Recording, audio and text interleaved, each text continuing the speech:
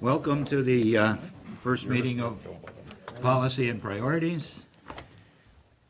I see that we have quorum, and I call this meeting to order. First order is the adoption of the agenda. Councilors, the motion moved by Councilor King, seconded by Councilor Ribbiak, that the agenda for the October 15, 2012 regular meeting of the Policy and Priorities Committee be accepted. Any changes? Any additions? Hearing none, I'll call the question. All those in favor? Opposed, if any? That carries.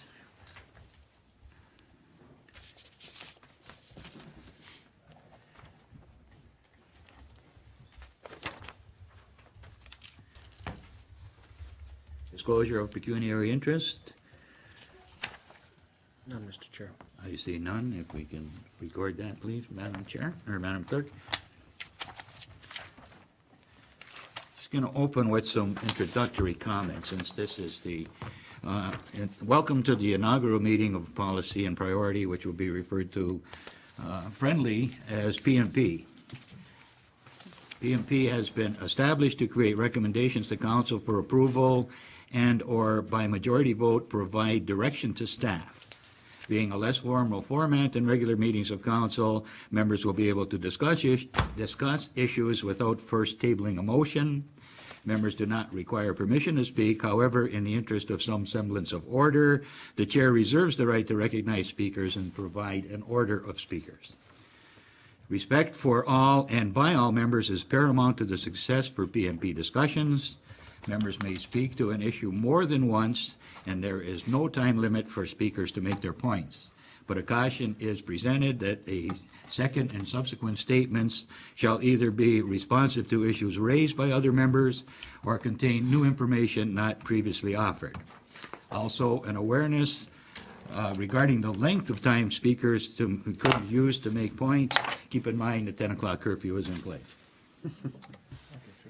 The Chair is permitted to participate in discussion, and no motion is required to be in writing or seconded, and no motion to close debate is allowed. Having said all that, may I open the floor to the first PNP session of the Town of Pelham. May we, in a relaxed fashion, begin our journey to provide the best policy and protocol available to sustain the Town of Pelham's vibrant, creative, and caring nature. The starting point is Article 5 in tonight's agenda. Input regarding Article 5.1, Christmas closing policy, will be our first item for discussion.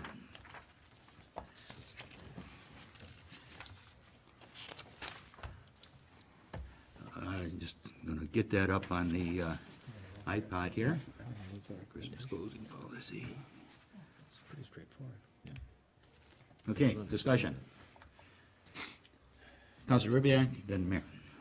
Thank you, Mr. Chair. My understanding of this item is that our current policy is out of step with Ontario law, and that there is obviously a requirement then that our policy be put into law, and that's the essence of this discussion. That is contained in the report, but may I ask the Treasurer, please, to Director of Corporate Services, to perhaps elaborate on that? Yes, the current policy is out of non-compliance with the Employment Standards Act with regards to the ability to tell staff that they must take a vacation day. So we have to revise that. And it also is looking for some input from Council on having the public buildings shut down as they currently are, but open to staff to work. Many staff have come forward with the request that they continue to work during the vacation or during the Christmas closing, and get things done and where there is work approved by their directors. So that was brought forward in this one as well, so that we can just be a little bit more adaptable with what's going on in the other organizations. So that's something else that they're looking for Council direction on in this policy as well. And also that many have brought forward the request to have Remembrance Day recognized on the date as opposed to as a floater, so that the proper honoring of the military can be done at that time. Thank you, Madam Treasurer, and that certainly adds some clarity to the situation. Councilor Ribbiak. Thank you. I guess I'd like to make 2 points. The first is if the offices are open and people are working here, then I'm not sure that it's, in my mind, I haven't given it a lot of thought, but I'm not sure it's that smart to say to our residents that although there are staff here and they're working, they can't be approached with whatever the issues happen to be. I don't know how much demand there is for service between Christmas and New Year's by the public, but if people are here working, I would think that being in touch with the public is part of the job. So that's the first comment I would make. The second is with respect to Remembrance Day. In Ontario, it's viewed that the appropriate, officially I guess, the appropriate way of signifying remembrance of our veterans is a 2-minute silence at 11 o'clock in the morning. I know that in much of Canada, many of the provinces that I've worked in observe as a provincial holiday that day, and I'm not sure what the feds do. I think they do that. But in Ontario, that's not yet the law, and again, I'm not sure in my mind that it's appropriate to shut down our business on what is legitimately a day of business in the province. Those are my comments. Just a question in regard to that, again, through to the treasurer. If in fact we do have and I'll use the term skeleton staff in here, would it be feasible that anybody can accept business as usual, and if in fact nobody from that particular department is there, at least they could make a note of that to forward it to the department when staff in that particular department do come back in the case, as Councilor Ribiak said, that staff is here anyway, so we leave the door open and give a service as much as we can to it. Would this present challenges? Yeah, I'll answer as best I can, and then maybe the CEO might want to comment. But the issue would be the skeleton staff and the availability of certain departments to respond. And we certainly don't want to give out false information in history of seeing how the workflow starts to dwindle off, people coming in and asking questions closer to Christmas. We found that even on Christmas Eve, in the morning when we were open for that morning period, we started shutting down the last couple of years because there was absolutely no one coming into the building. So there is less people looking to do business during that 1 week process between Christmas and New Year's. And the risk is having staff here that won't be able to respond, and then the frustration on that end. So maybe the CEO could add. I did hear a little bit of a rumbling from here. Mr. CAO, you, I'm sure, have something to add to that skeleton staff statement. Yes, Mr. Chair, the issues, I concur with what has been brought up by Ms. Pupo as far as the ability to adequately staff with the key staff that need to be there in the event of an opening to the public during Christmas. What it creates then is not approving holidays, perhaps for some employees who may want to have them off. It's simply logistically easier for us to say, we're open for staff, and we are going to, if staff are coming to work, they are free to do so. But there also is the flexibility of being allowed to have that vacation time if they so choose to allocate it. The crux of the problem here is that the community can close, the town office can close down. Council has every right to do that. The conflict with our practice is that you cannot then close down and force employees to take holidays. That's the problem we have. And the fact that the Remembrance Day, as I understand, has always been considered a full day off. But instead of being observed on November 11th, it's observed between Christmas and New Year's in order to minimize the amount of vacation time an employee would be forced to take.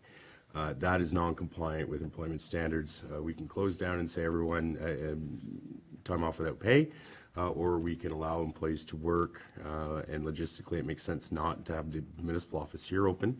However, our other centers are open, including the rec facilities and so on and so forth during that period of time, which people are more inclined to be using other than coming in to the office. Thank you. Mr. Mayor. Oh, sorry, Mr. Ribiak, you're still to the same topic?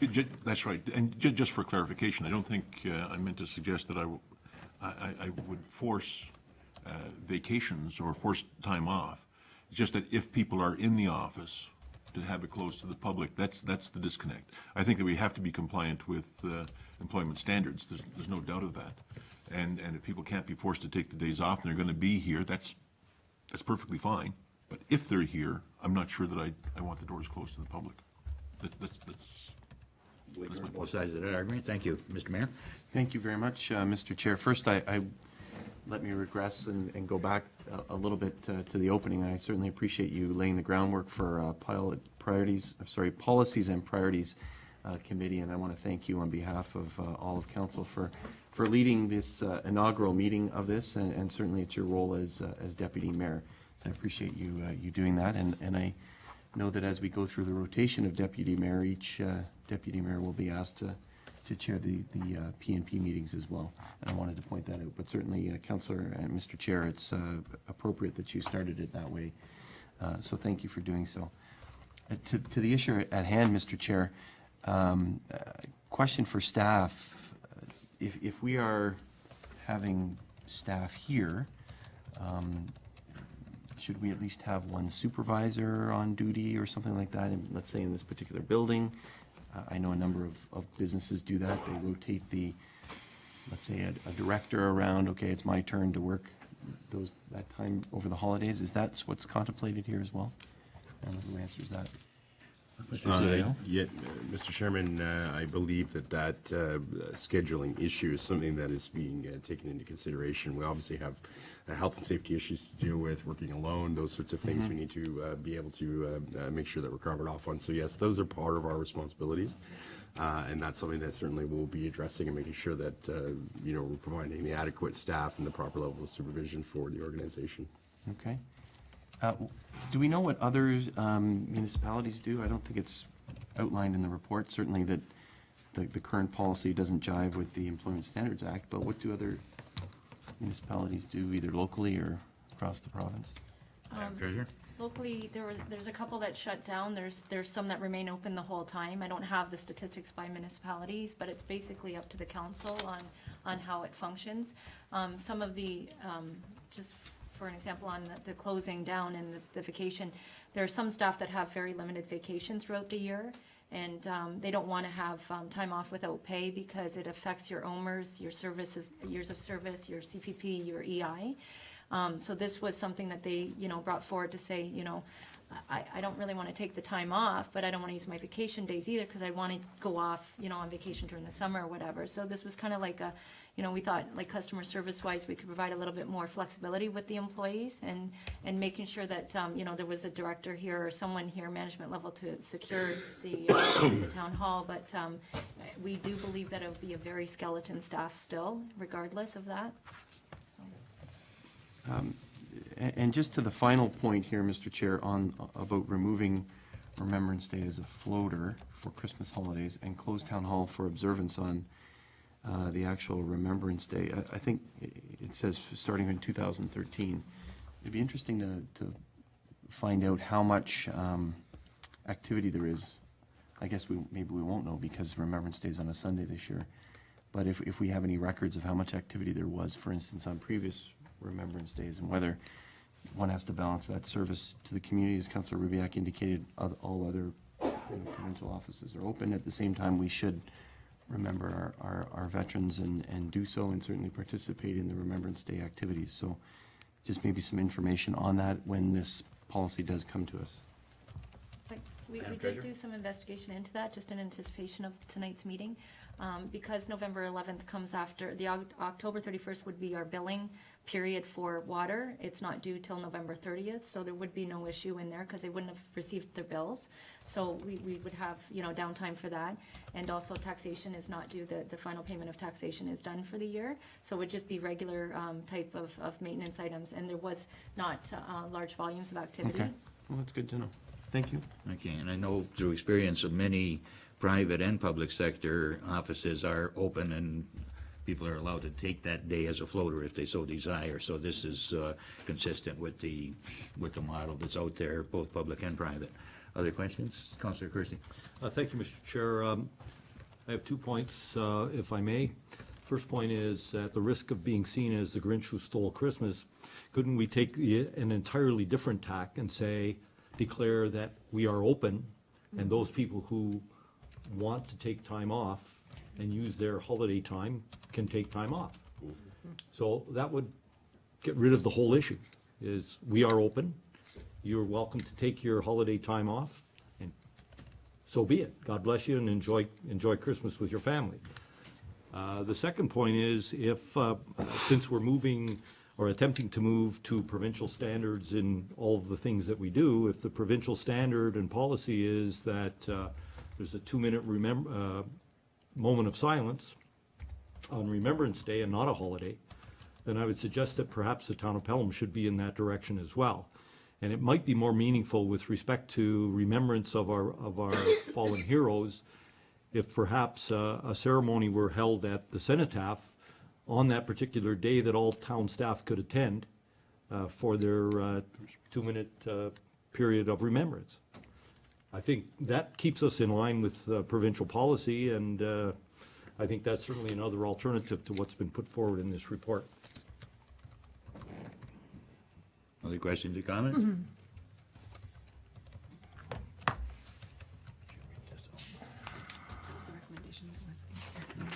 I'm just summarizing, and a lot of this has been discussed and brought forward, but I will read a recommendation that is coming forward, that issue 201-210-05-001 regarding the Christmas closing policy be received, and that the Policy and Priorities Committee recommend that. Council instruct corporate services to create a new policy that defines the town's intentions surrounding the opening, closure of town hall during the Christmas holidays. The policy would allow for work flexibility with staff, meet legislative requirements, and provide exceptional customer service, and that the policy include the following guidelines: compliance with the Employment Standards Act 2000, to keep the municipal offices closed to the public but offer staff the option to work. Staff who would like to work during the holiday closure can do so with the approval of their director. For time off during the monthly or holiday closure, staff may use vacation, flex time, or time off without pay. Define the impact on OMERS, CPP, and EI contributions should staff with no vacation time be forced to take time off due to closure, and removal of Remembrance Day as a floater for Christmas holidays, and close town hall for observance of the actual day beginning in 2013. Now, some of the things were discussed, and there is a lot there, and again, what we're doing is recommending that this goes back to staff to investigate these things, and also, as discussed, the possibility of keeping the town hall open, despite the challenges that it may take with the logistics, and of course all of this can be explored, and with this we could be exploring the practices of other municipalities. But it's a very broad issue. It's not just one point. There's not one tree. There's a whole forest that we have to look at in that. And again, the impacts on OMER, CPP, and EI are important to staff members. So if this is acceptable, in light of the discussion that we had and the debate, which included keeping the town hall open rather than closing it during that time, if in fact that also could be included in this report that does come back, and looking at the possibilities, perhaps a minor survey can be taken among staff to see that, if in fact there would be enough people, one person from each department at least, who would be here to answer questions, that may help in bringing that report back. Madam Treasurer, I see you have a comment. Just further, I just wanted to maybe highlight that during the Christmas closing, there's actually only 2 full working days that staff would be in the building regardless. This is not a week-long event because of Christmas, Boxing Day, and New Year's Day and so forth, and the observance of Remembrance Day during Christmas. They're only required to take 2 vacation days, so we would only be open the 2 days during that time as well, just so that council is fully aware. Okay, which certainly can be an awareness statement, at least in that report. Mr. Mayor? Just looking for some clarity on that. So if the treasurer can use this year as an example, what would that look like? Well, for this year, we shut down Christmas Eve, and we reopen on January 2nd. So in between those 2 days, that time frame, there's 2 full days that we would, if the council chose to be open during Christmas, we would be open 2 full days. 27th and 28th.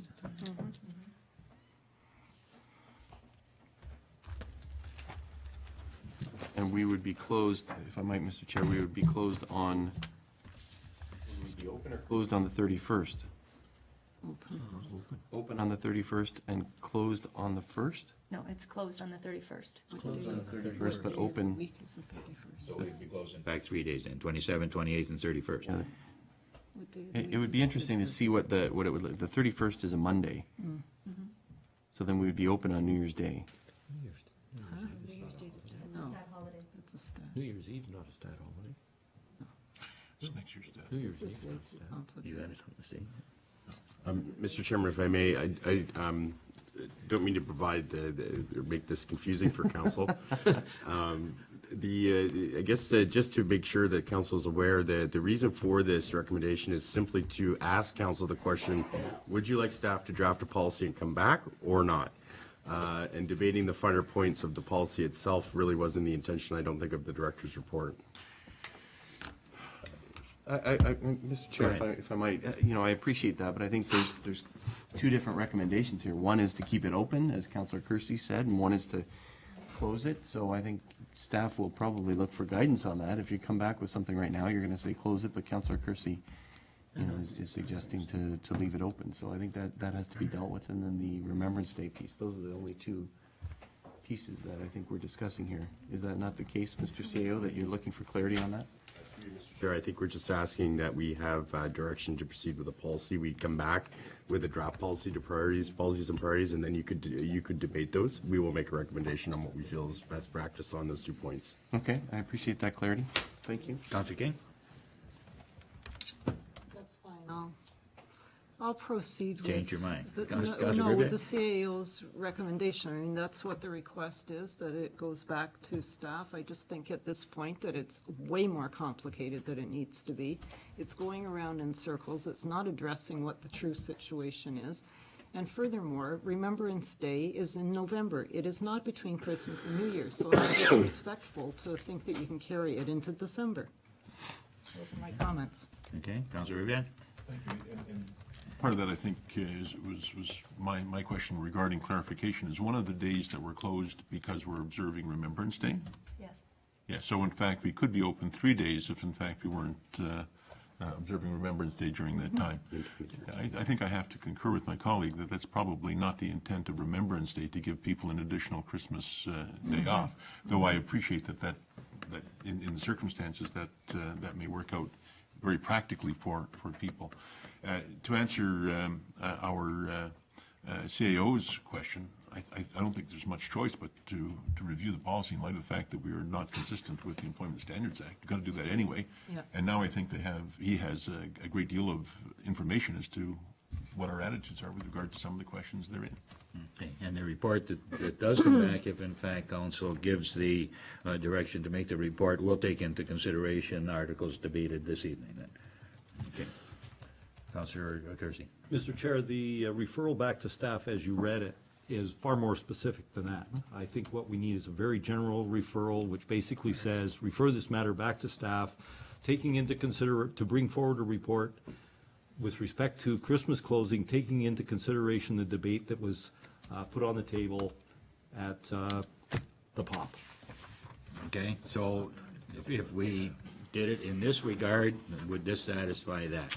Council instruct corporate services to create a new policy that defines the town's intentions surrounding the open and closure of town hall during the Christmas holidays. The policy would allow for work flexibility with staff, meet legislative requirements, and provide exceptional customer service, and that the policy, we'll stop right there. Yes.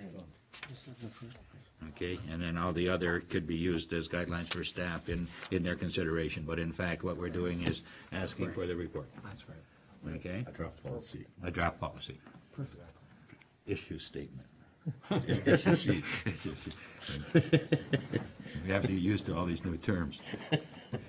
Okay, any questions or comments regarding that as, does that have to be as an amended, or is that, we're not doing a motion anyway, we're just doing direction. So is that understood? I'll call the question, all those in favor? Opposed, if any, that carries.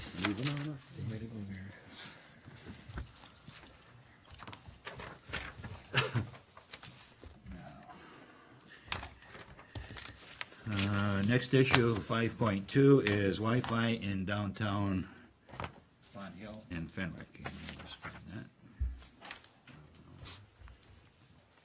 that. Read the recommendation first.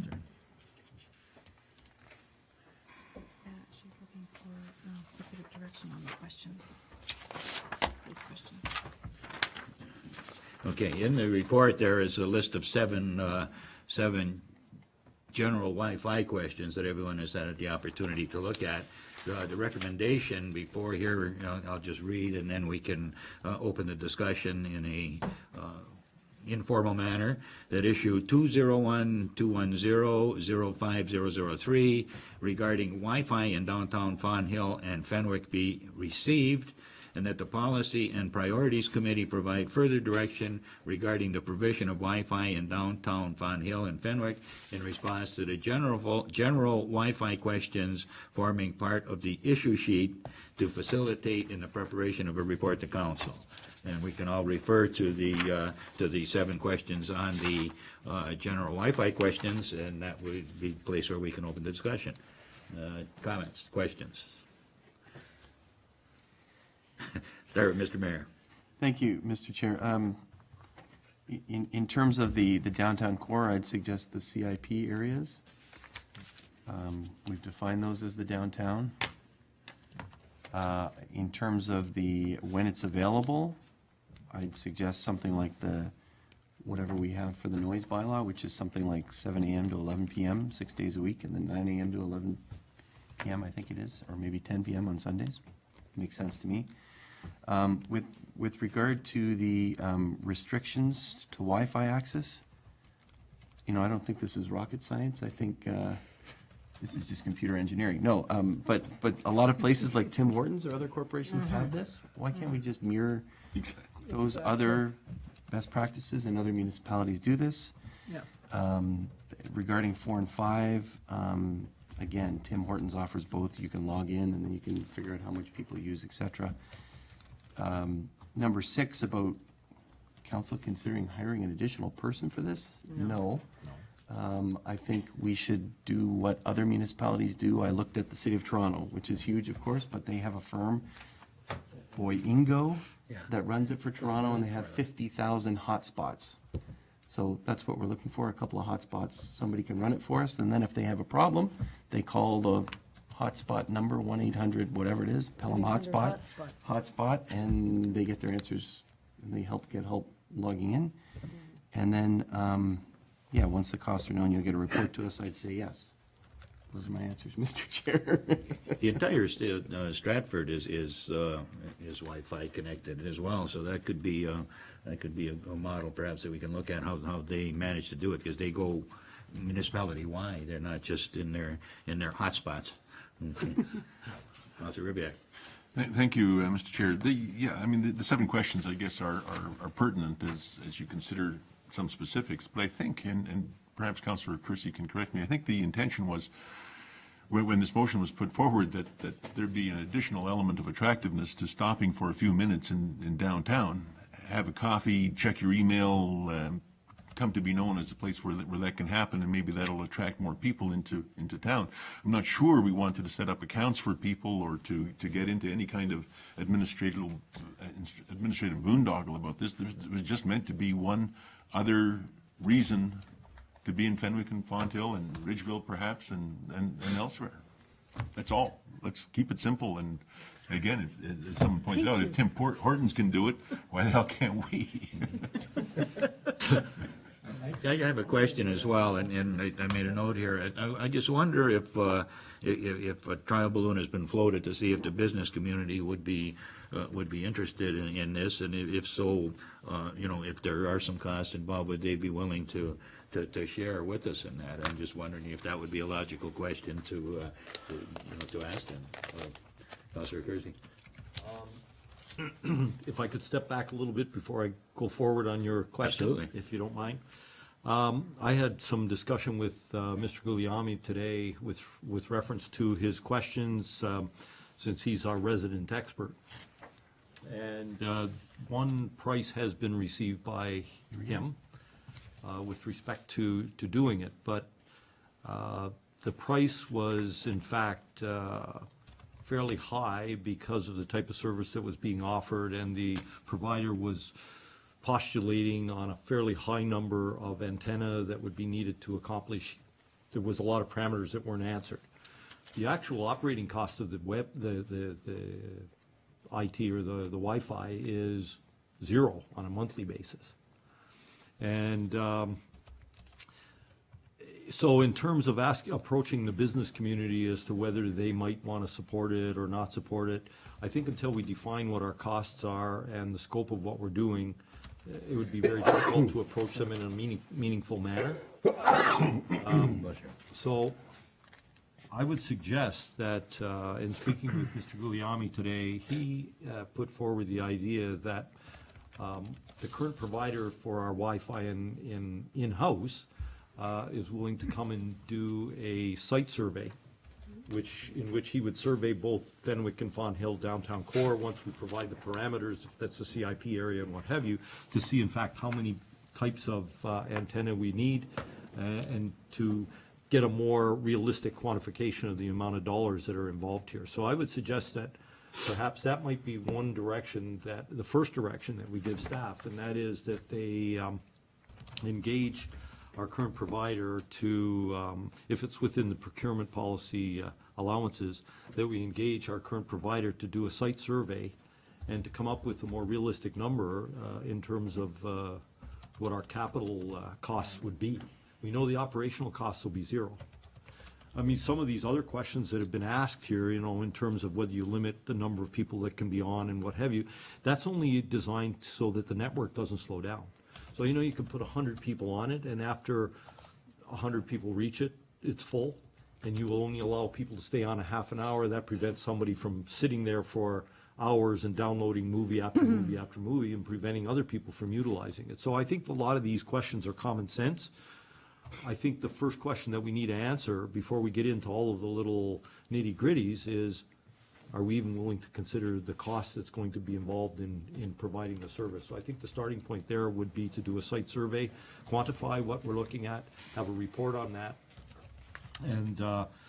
and take it from there, and ask our Director of IT Services, Mr. Guglielmi, to bring forward a series of recommendations with respect to the questions that he's asked, because he's certainly far more expert at it than we are.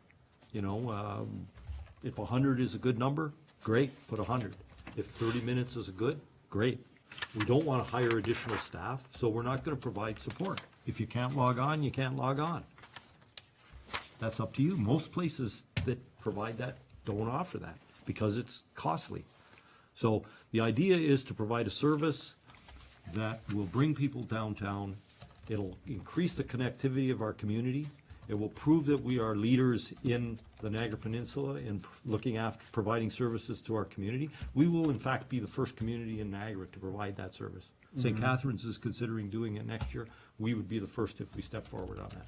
So, Mr. Chair, that's what I would like to see put forward, is that we direct staff to engage our current IT provider to do a site survey and bring forth some hard numbers on that we can make a decision around.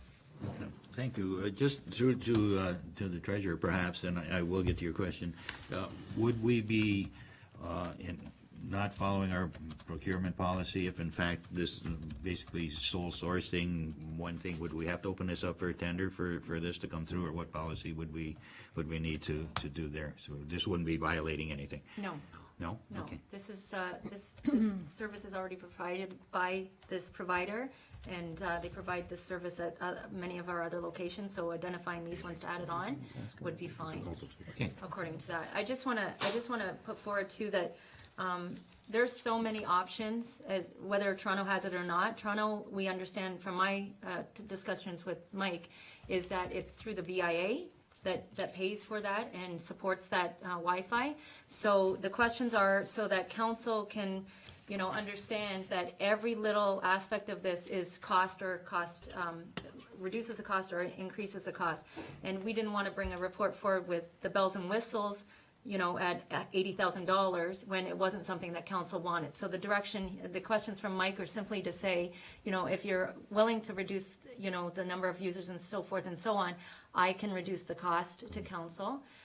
So that's why he didn't want to take the step of making that decision on his own. That's the purpose of these questions.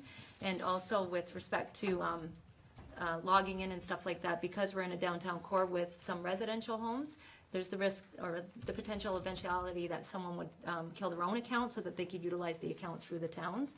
And those are things that you have to take into consideration. However, it may impact on the usage of those people, the residents and those visiting the certain locations that might not be able to gain access because all the usage is being used by residents in the area and stuff. These are just things that need to be taken into consideration on how you limit the usage and with logins or whatever that you might obtain from the businesses along the way and so forth.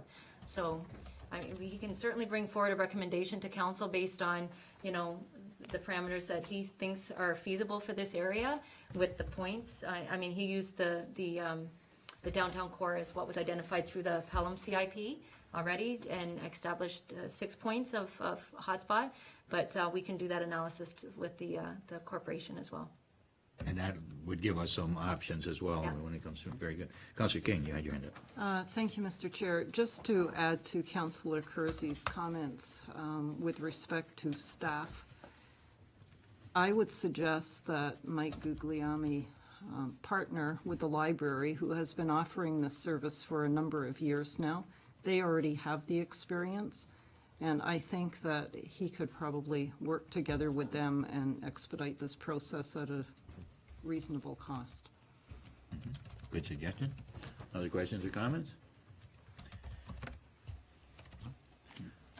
Okay, so what I gather is that we are in favor of sending this back to staff and them to bring a report forward with a few options and some cost estimates on that. And that basically is what the recommendation here states. So if there's no further questions, I'll yes? Mr. Chair, just so we're clear, within the context of the parameters that we have determined as being the downtown business areas, as the mayor's indicated, CIP, that we're not looking at a total coverage across, as you mentioned, of residential, so the people are clear on that he's clear on those parameters. And once he brings that back, then we can decide whether we move it forward to another level. Okay, thank you, Mr. Chair. Other questions or comments? Everybody understands? Call the question. All those in favor? Opposed, if any? That carries.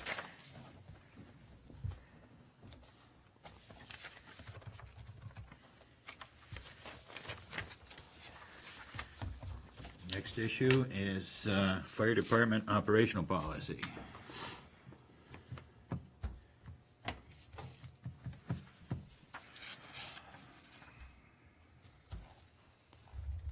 Our new chief has been very busy, I see.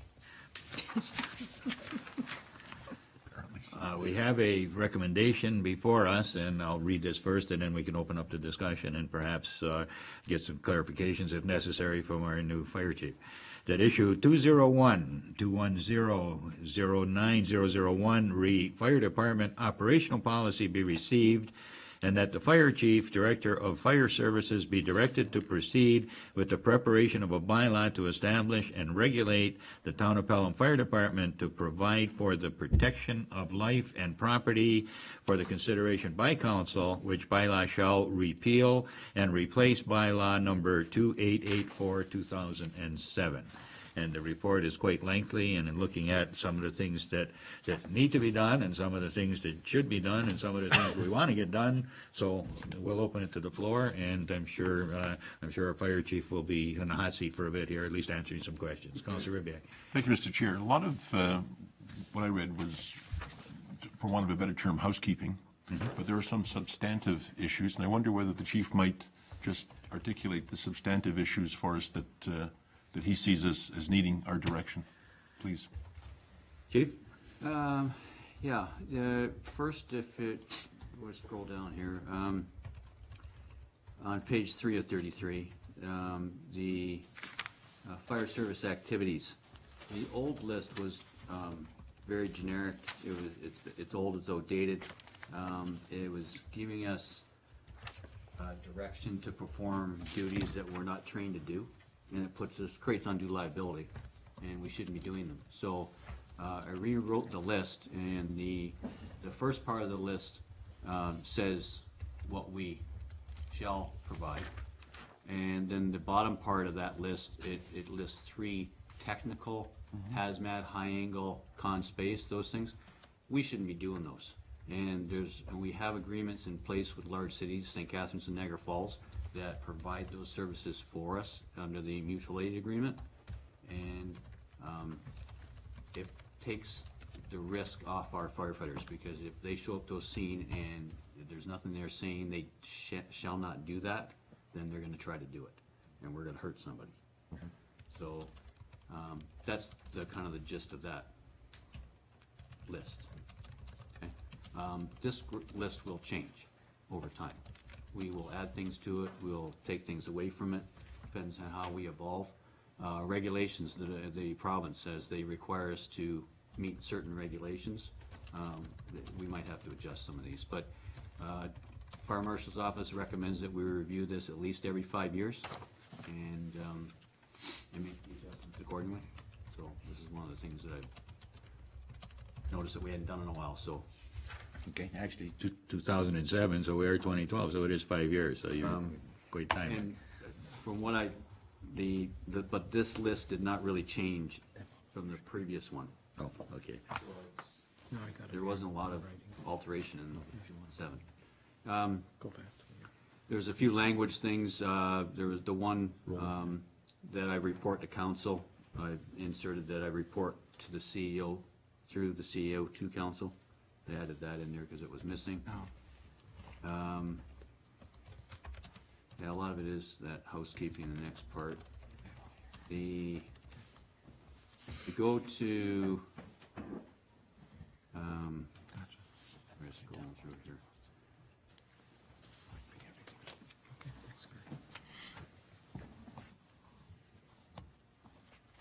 14 of 33. The way the complement of men in the department. The old way, it was very restrictive, and it said we shall have this many officers and this many firefighters and platoons, and it gave it very structured. It's very difficult for me to disseminate each stage and how we want to do things, so I made that generic. That way, because in the case we have right now, I have a captain that's retiring. I need time to train a new captain. The old language, it wouldn't allow me to add an extra officer for a short period of time to get that training done. I'd have to wait for the guy to retire and then insert the new one, because it said I was only allowed to have 4 captains. Under this way, I'm allowed to disseminate it the way I see fit. It kind of explains that.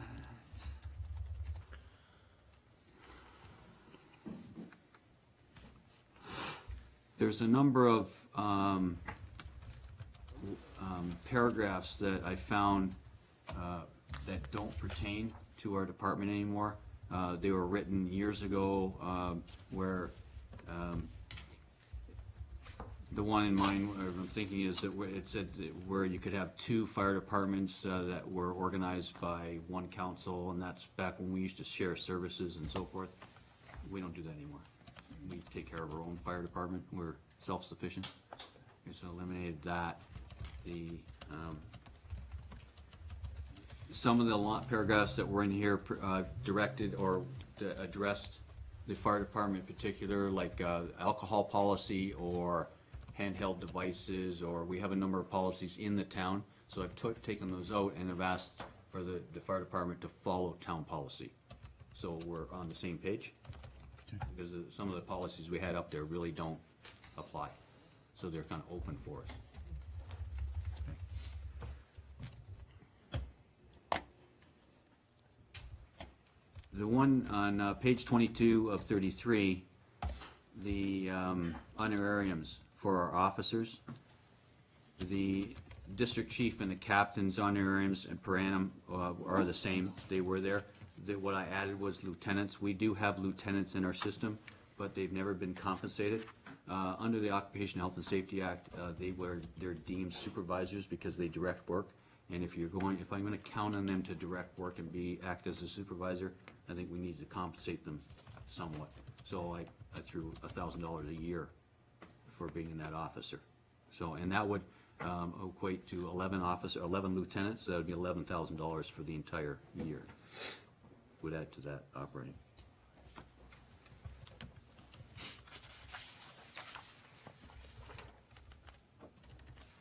And that, the rest of it is pretty well housekeeping, to just language and changes. What impact is this gonna have on your budget, Chief? Actually, I don't anticipate any impact on my budget. That $11,000 for the lieutenants. I've made some other changes as far as the way we're paying our points out and the way we're doing our training, and I'm reducing the dollars we're spending, or the way we're paying things out on the point value. I would anticipate a decent reduction in that overall cost, and that 11 will easily fit into that. We actually should realize another, last year I think we had a surplus of $47,000 at the end of the year for the point money. I'd anticipate another reduction this year. And the proposed bylaw, if in fact it's approved tonight, will include all of the list of reimbursements and all of this stuff as well. Okay. Other questions or comments? Councilor Riviere. Thank you, and all of that makes perfect sense to me, and I congratulate the chief on doing, as you said, a great deal of work in the short time that he's had his position. I have one question, but one specific that caught my mind, if I may ask it. Go ahead. The deletion of a paragraph that no member directly or indirectly shall solicit or accept from anyone gifts, money, or other articles, you know that one.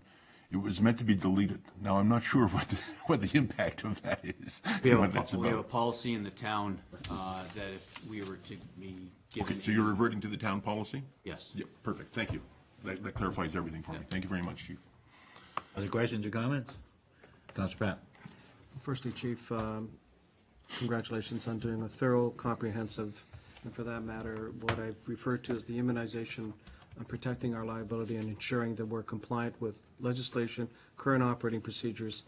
And Councilor Quick is let's move forward with the bylaw forthwith as recommended and have it approved as quickly as possible, which would be the first week in November. And again, very well done, protecting us. One more comment, please, is that this really wouldn't be possible without the help of Kerry's staff.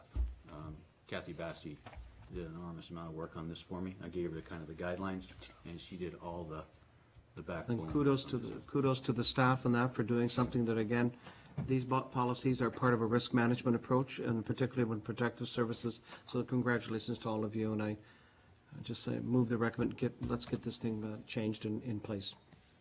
Mr. Mayor? Thank you very much, Mr. Chair. Certainly echo Councillor Papp's comments yet again about the great work of staff putting this together. I do have two questions, I believe, Mr. Chair. Just two? But don't hold me to that.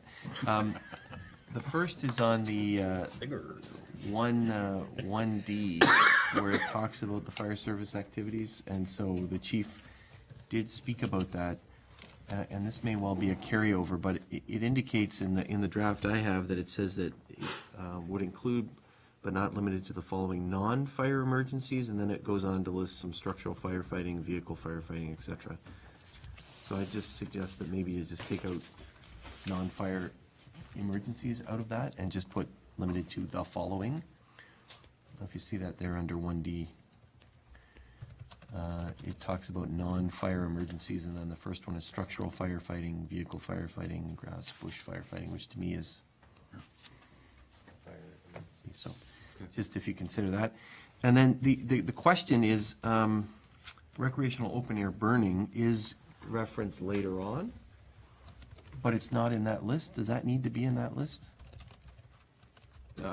It's falls under fire prevention, Okay. and that it's enforced by fire prevention. And fire prevention is listed a little bit further along where it says that we will provide education, inspection, so forth, through the fire prevention division, so. Okay. That's great. And then, I don't know if this is number 2 or number 3, Mr. Chair, but the person qualified to be in the member of the department between the ages of 18 and 65, I thought there was some legislation to say that one couldn't discriminate, at least on the upper end, for age of 65, so just maybe if staff could look at that. Fire is specifically mentioned in the FPPA. Yeah. And we're exempt from, fire is exempt from that. We, in full-time fire departments, the NRA or the normal retirement age is 60. Okay.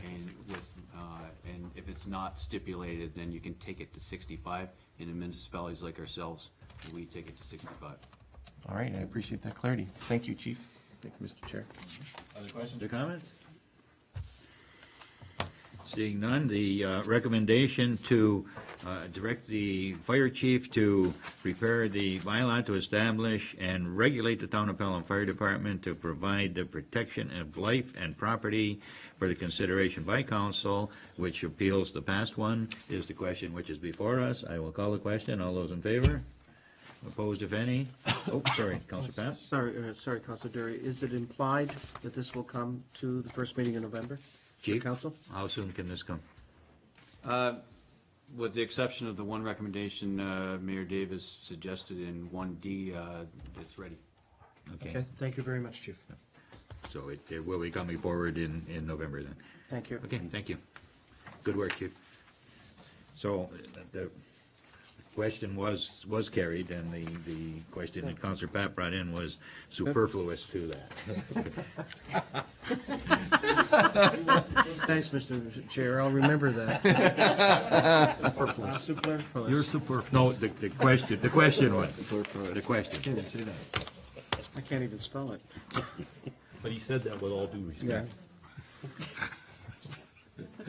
The next matter is 5.4, Neighborhood Traffic Management Policy. Neighborhood traffic. And the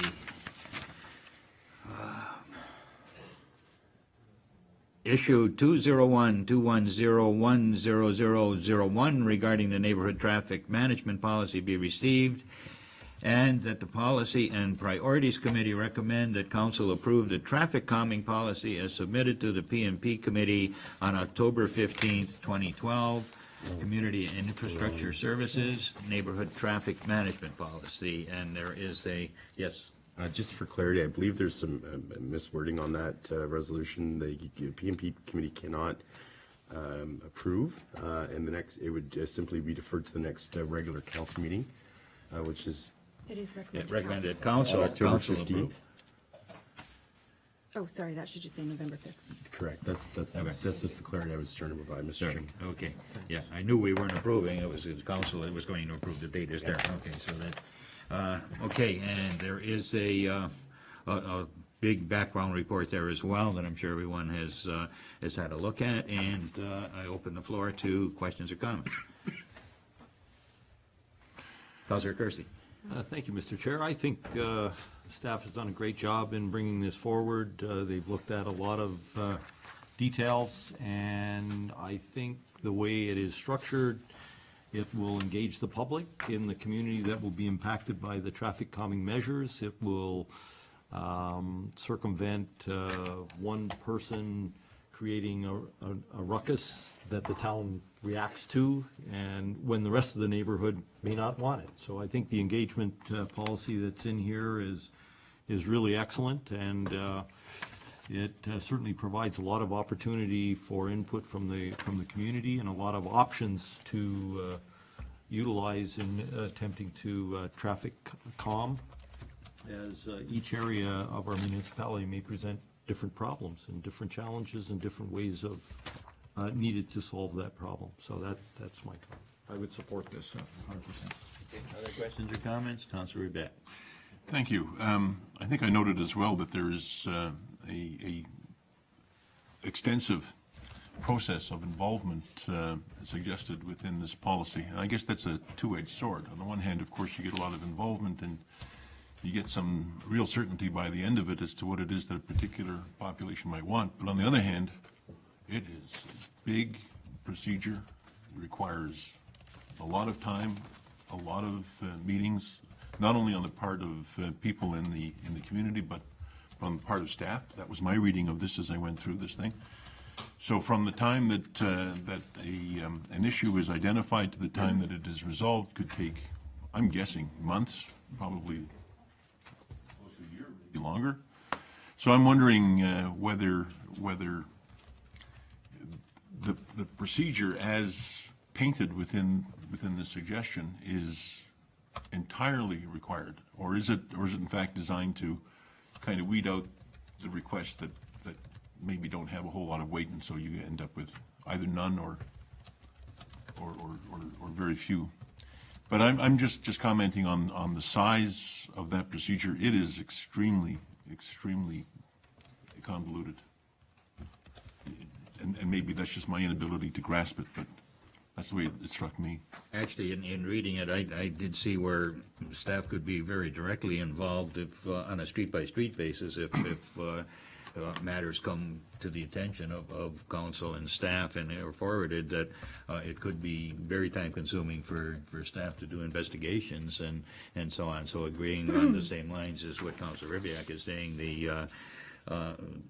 at least at first, I think when we introduced this, if in fact it does go through, there's going to be an onslaught of challenges facing us in the beginning, and then from there we would maybe sort it out and things may get easier later. However, I see it as a lot of things happening at once if and when this does come through. So that is a very good point.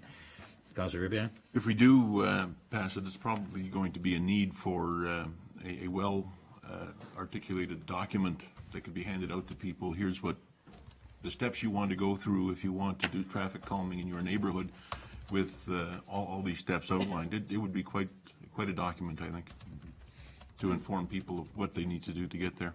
Yeah, the NTC, or Neighborhood Traffic Committee, is an important factor in that, and I also did indicate in my notes here that an awareness program or an educational program certainly would help to break the ice, at least to bring this issue forward and make a better understanding in the community.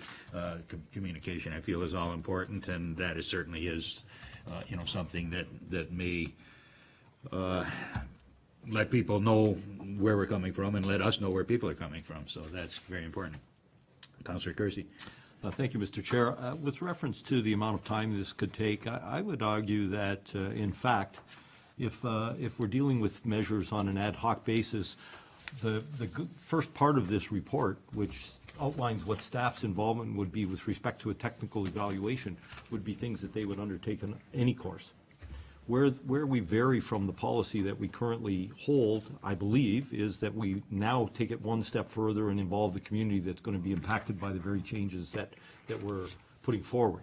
So I would suggest that most of the preliminary staff investigation and the technical requirements of that investigation are already things that would need to be undertaken anyway should we decide to deal with each speed issue on an ad hoc basis.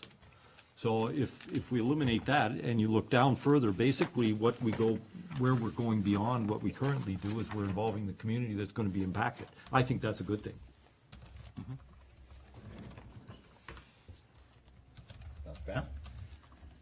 I couldn't agree more that public engagement is essential. We've been through this several times during our course of term of office over speed bumps, a variety of different things. The question I have is, and I agree, make the process as succinct as possible and expedite it as quickly as possible so we get to that.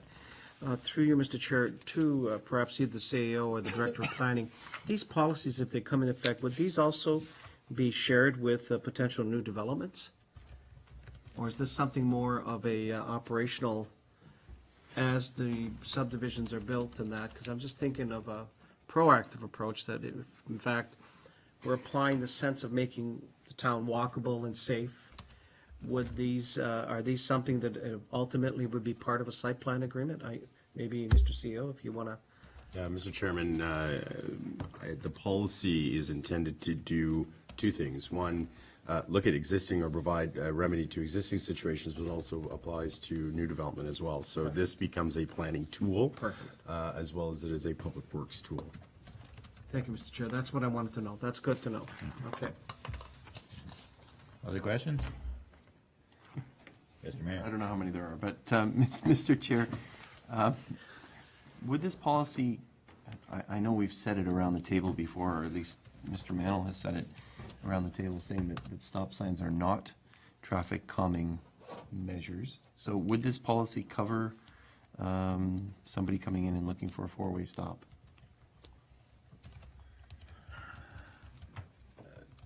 Mr. Chairman, to, again, traffic calming in the context of reducing speed by putting a traffic sign up, is not allowed, so it wouldn't be considered.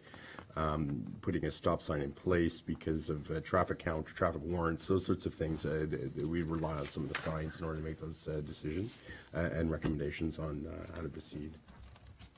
Okay, I think back to some of the debate we had here in the spring about the installation of a couple of stop signs, that the warrants weren't there, but council put it in. So can council still decide to do something this, as outside of this policy, or how would that work? Mr. CEO? Mr. Chairman, yes, council could ultimately make that decision as they have in the past. That's Okay. still under their jurisdiction, discretion of council. Thank you, I appreciate that clarity. Mr. Chair, page 3 of 11 of this report, 46 of 90 that I have, it talks about, this is the technical evaluation process, and it says if minimum criteria are not met, both the proponent and the ward councillors would be notified. I'm just wondering if it should be all of council should be notified on something. So if somebody comes to us, they say that they want a feature in their portion of the community, I think it would be important to notify all of council, just as we're now moving to all of council get involved in various committees, et cetera. So I don't know if you need an amendment to do that, Mr. Chair, but I think all councillors should be notified on that. Mr. CEO? Thank you, Mr. Chair. I think that the answer to that is quite simply yes, certainly, and that can be included as part of the monthly report of the CIS director, so that all council would be informed, and we can certainly make that change prior to going to council for approval. Thank you, Mr. Chair, that's it. Okay. For now. Other questions or comments? Okay.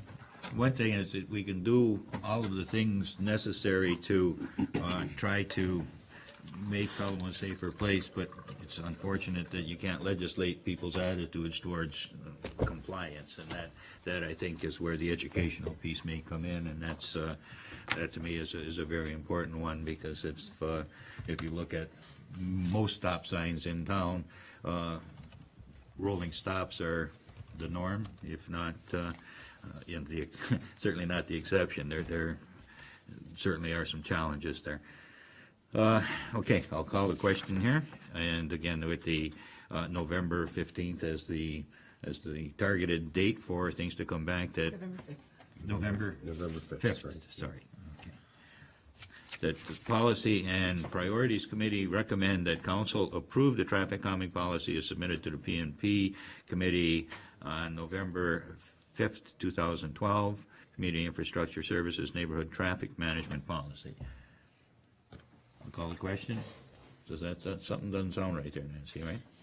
I'm sorry, the way the resolution, or the recommendation was written was that the Policy and Priorities Committee recommend that council approve the traffic calming policy as it was submitted this evening. So that's why the October 15th meeting date was in there. It was Okay. as submitted tonight, but to be approved by council. To be approved by council on November change. 15th, With, yeah, so Okay. you could say as amended, as amended. but it was submitted tonight. That's why I had that date. Something just wasn't right there. Okay, so everybody's understanding what's here tonight will be coming forward to council on November 5th. Okay? Councilor Ribbiak, Thank you. Just a couple of questions further, if you don't mind, Go ahead. with regard to this. This is a pretty hefty procedure, however much it has the advantage of involving people and coming to a better decision. And we have, I think, in the town, a number of locations that might become the object of some discussion with respect to this procedure. So I'm wondering what the implications are to staff with regard to the resources with which to handle these things. I'm just wondering. It seems to me that there's going to be a fair amount of additional involvement if this goes forward. Or is in fact Councillor Kersey correct that most of this stuff is being done anyway when something like this comes forward? I need some clarity around that, some comfort around It's a that. day-to-day process. However, Mr. CEO, you can elaborate on that? 90% of what's in this policy is a matter of current practice. So there are some, I think what this does is formalizes the process, gives a clear policy direction to staff to implement. And like anything, staff is certainly going to have to prioritize and deal with matters as they come up appropriately. Okay, so one of the chief benefits of doing this, other than codifying all this and having this as a matter of bylaw, is that it will give clear direction to our residents about what they have to do when they are concerned about speeding or other traffic-related issues within their neighborhood. It gives them a roadmap. They know where to start. They know who to go to for questions. They know how to involve others around them and can carry it forward. So it has that tremendous advantage, I think, over what we currently have. Thank you. Okay, everybody understands now? We all together on it? No further questions or comments? Call the question, all those in favor? Opposed, if any, and it carries.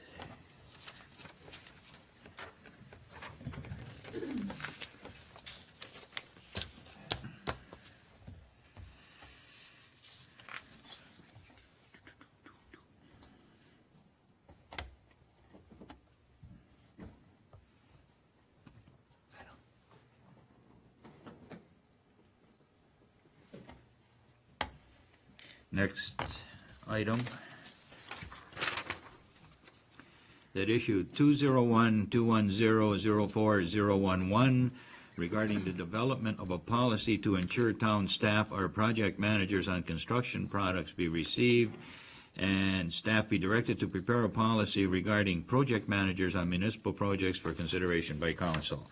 And that is number 5.5.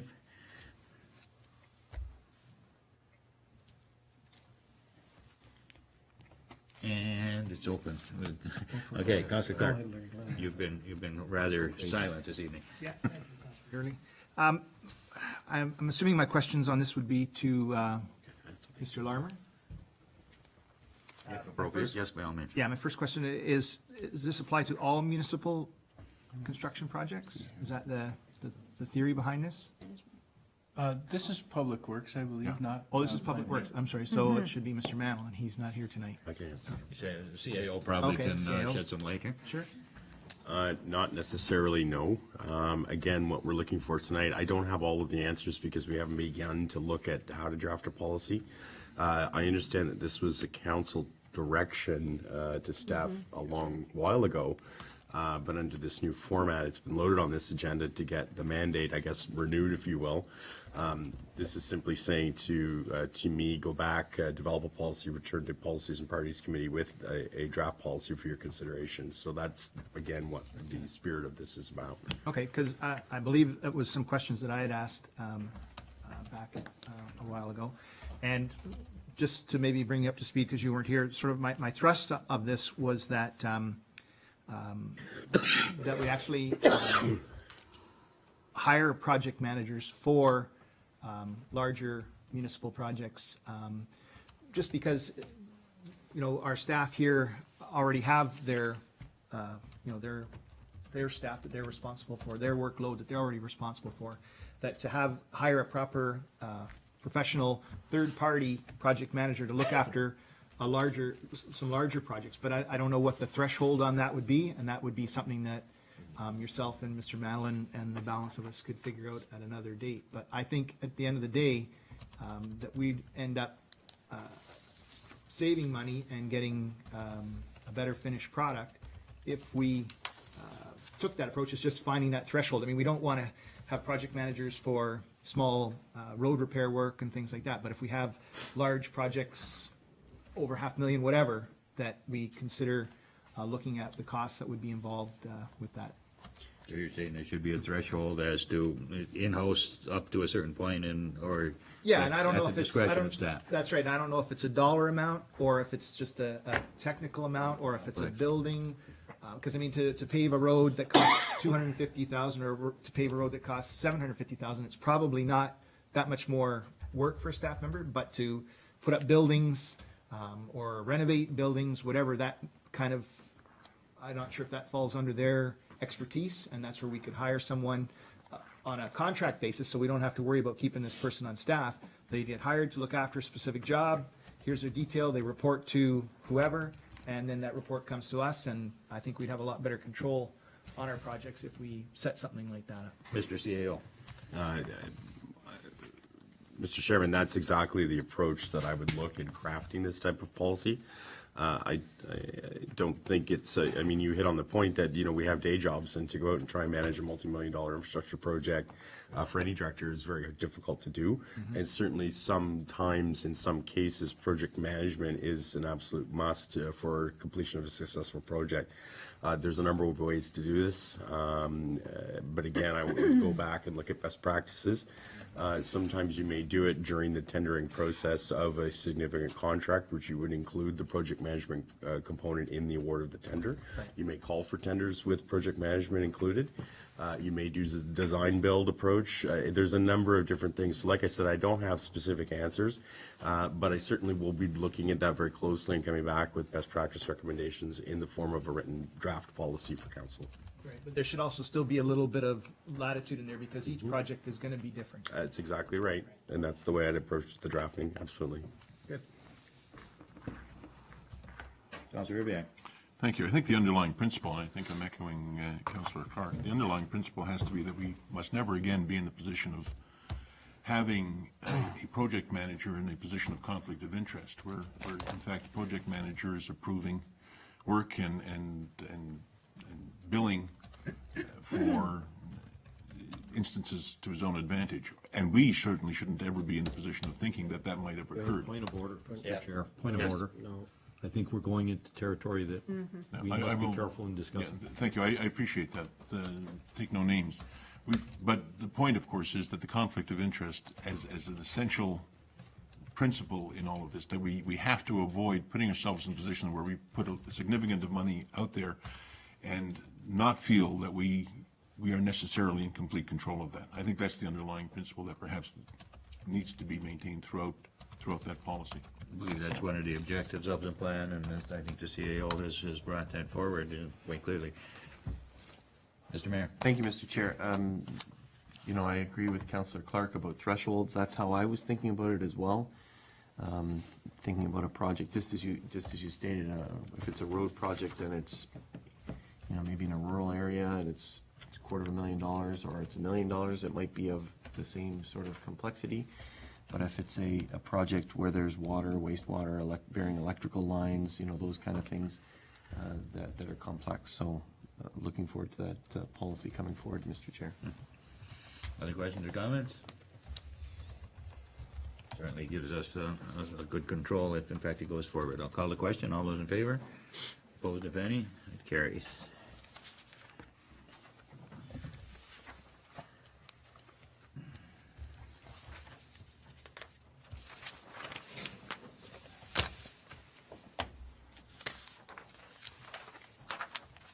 The next issue is item 5.6.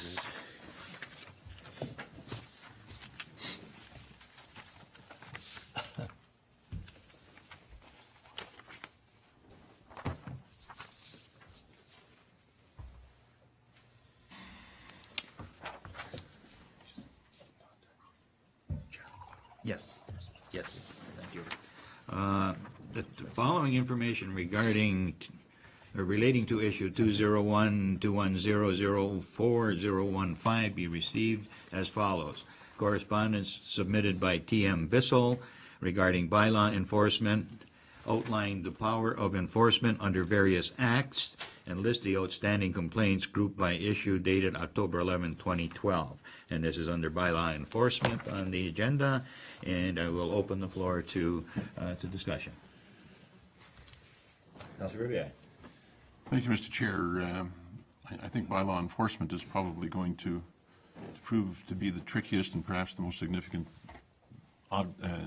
subject that we're going to tackle through the course of this meeting. Bylaw enforcement, the report suggests that the nature of the question is complaint-driven or proactive, and I think that that's probably where the discussion ought to be. Certainly, that's something I'd like to address. And I'd just preface that by saying, hesitate to too many suggestions, because it's too easy, I think, to take suggestions, positive suggestions, as criticism. And I don't mean to be critical of anyone or anything with regard to bylaw enforcement. But I think that enforcing bylaws by complaint only it's proving to be less effective than perhaps it ought to be within a town like ours. The result of enforcing bylaws by complaint really means that we enforce only where complaints are received. It creates pockets of compliance or non-compliance, pockets of non-compliance about which, in fact, we may be aware, but we don't respond to it because the complaints don't arise. And the end result of that is that we end up with an inconsistency in the way business is done across the town in a variety of different ways. I can think, for example, of issues where individuals have asked why they are prohibited from doing business in particular places when clearly down the road people are doing exactly the same thing. If in fact the reason that things like that are going on is simply because there was no complaint, what we've established is a situation where it's an uneven playing field. It's not there's an unfairness that gets built into the system, and it creates some frustration and some real dissatisfaction, I think, ultimately, as people try to determine where it is that they want to go. So I think that enforcement by complaint only isn't as effective, nor does it accomplish the objectives that we would want, I think, bylaw enforcement to accomplish. I would suggest that there are at least 3 different ways, and perhaps more than we can think of, in which bylaws could be enforced. One, of course, is by complaint, and there are some things that are best enforced with complaints only. One thinks, for example, of barking dogs. How would one know of a barking dog if it wasn't by way of complaint? And that's the sort of thing that's entirely appropriate. I think there are some things, and I think of those bylaws that have to do with items of safety and health, where if we are aware of a need to enforce a bylaw, that we can't afford really to wait for a complaint.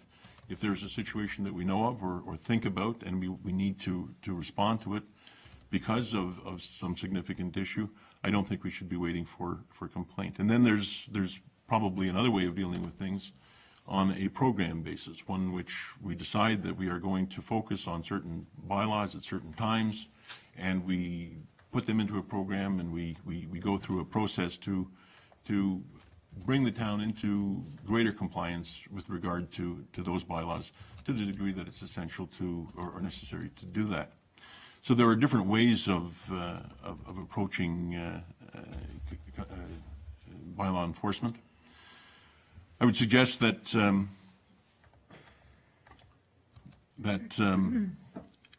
there's probably ways in which we can consider the protocols that we follow in enforcing bylaws as well.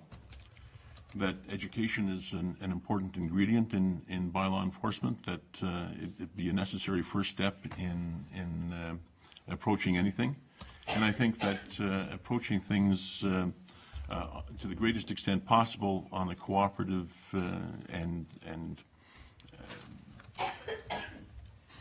I hesitate to use the word friendly, but I think you, at least in a courteous and respectful way throughout, I think would be necessary in the way we approach things. Not to say that we don't, but it is certainly easily interpreted when under stress that people think that when they are being approached, they are not being approached absolutely appropriately. So I would suggest that those are the areas that we could be looking at. One are the different triggers, if you will, to enforcing bylaws, that complaint not be the only one, that there be other processes, and that we be very clear in the protocols that we establish around bylaw enforcement.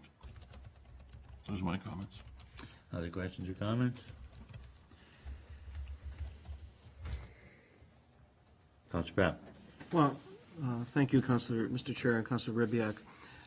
Some of it's self-evident from the point of view that there are certain bylaws that we, as we learnt with our legal advisors, and that require us under legislation, basically, we have to follow. There's not much we can do to get around them.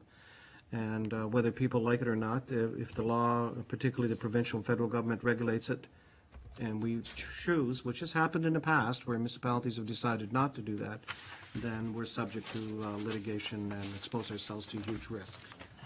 The second part of it is, I think the bylaw process and protocol needs to be collaborative, cooperative, consistent, and it has to be seen as fair and reasonable.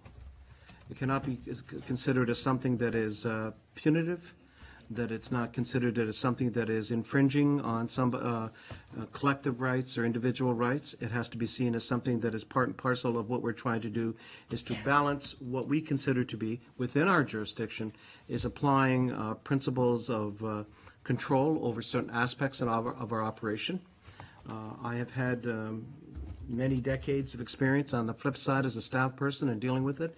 And I can share with you efforts to be proactive sometimes have given way because we just don't have the resources or the latitude. And I think, Councilor Rebek, you understand it. It's difficult. So it ends up by default, whether it's rightly or wrong, going by complaints. I think we're at a pinnacle right now where we need to be very, I guess, straightforward and very proactive in this, and ensuring that wherever we proceed along those very areas, follow that particular line of thought.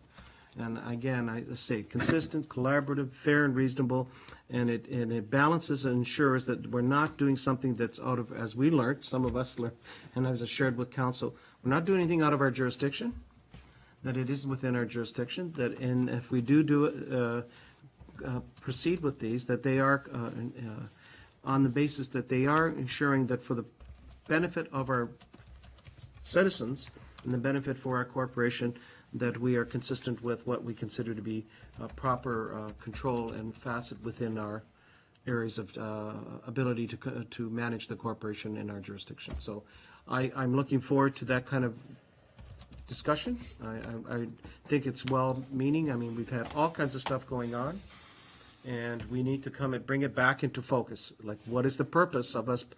I get back to the higher, why do we pass bylaws? Like, why do we do this?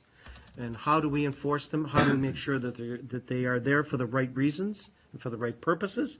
And I'm just generalizing, and in that case, if they don't fit, then we don't proceed. If they fit and are part and parcel of what we need to do to comply with our particular management, physical assets, management operational, then that's what we should be doing.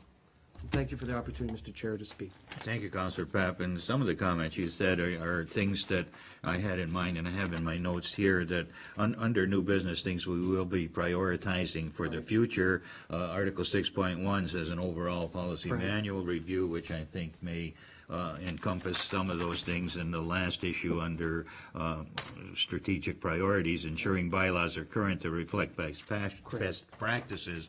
I think if you have a bad bylaw, enforcement becomes very much of a challenge. So what we need to do, first of all, is to make sure that our bylaws are good bylaws, and in fact, looking at a bylaw that is reasonable, most of our citizens will be in compliance, so we will have less of a problem if in fact it's reasonable.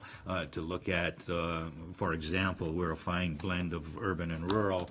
Urban has larger land holdings usually, and sometimes activities there are more than on a typical subdivision lot. Therefore, you may find a need for storing of different things on those properties that you wouldn't find in the other. So, and to have a bylaw that it brushes everybody the same, the 60 by 100 foot lot as opposed to the 60 acre lot, there may be some different applications that should be applied in these particular things. And I think herein lies a balance that we need to consider. And not to say that one bylaw is good. A made in Toronto situation isn't good for all of Ontario, and a made in on lot 1, plan 1 is not good for the whole municipality either. So I feel that enforcement is definitely an issue that's in the forefront right now. It's on the front burner. However, some of that may be because of the fact that some of our bylaws may need some tweaking, and certainly I'm really looking forward to be able to attack some of these things in the future, to say,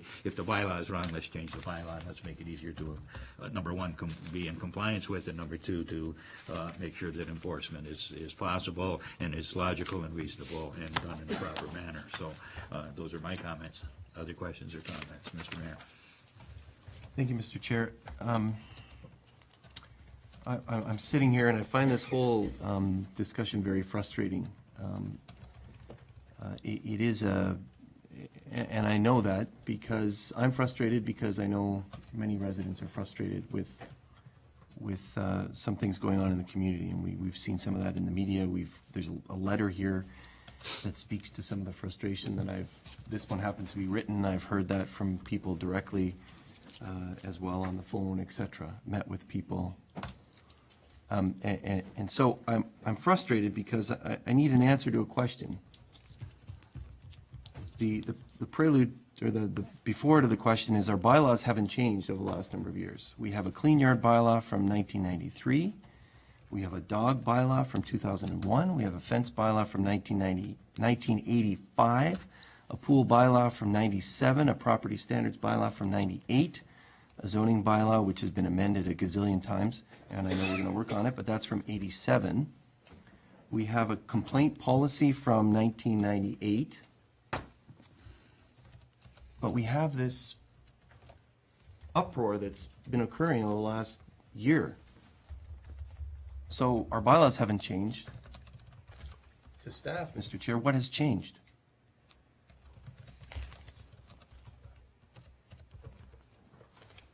I can go to the head of that department. Is there a change in attitude? Is there a change? What has caused the, as the mayor said, the more emphasis on things in the past 12 months or so as opposed to the last 12 years?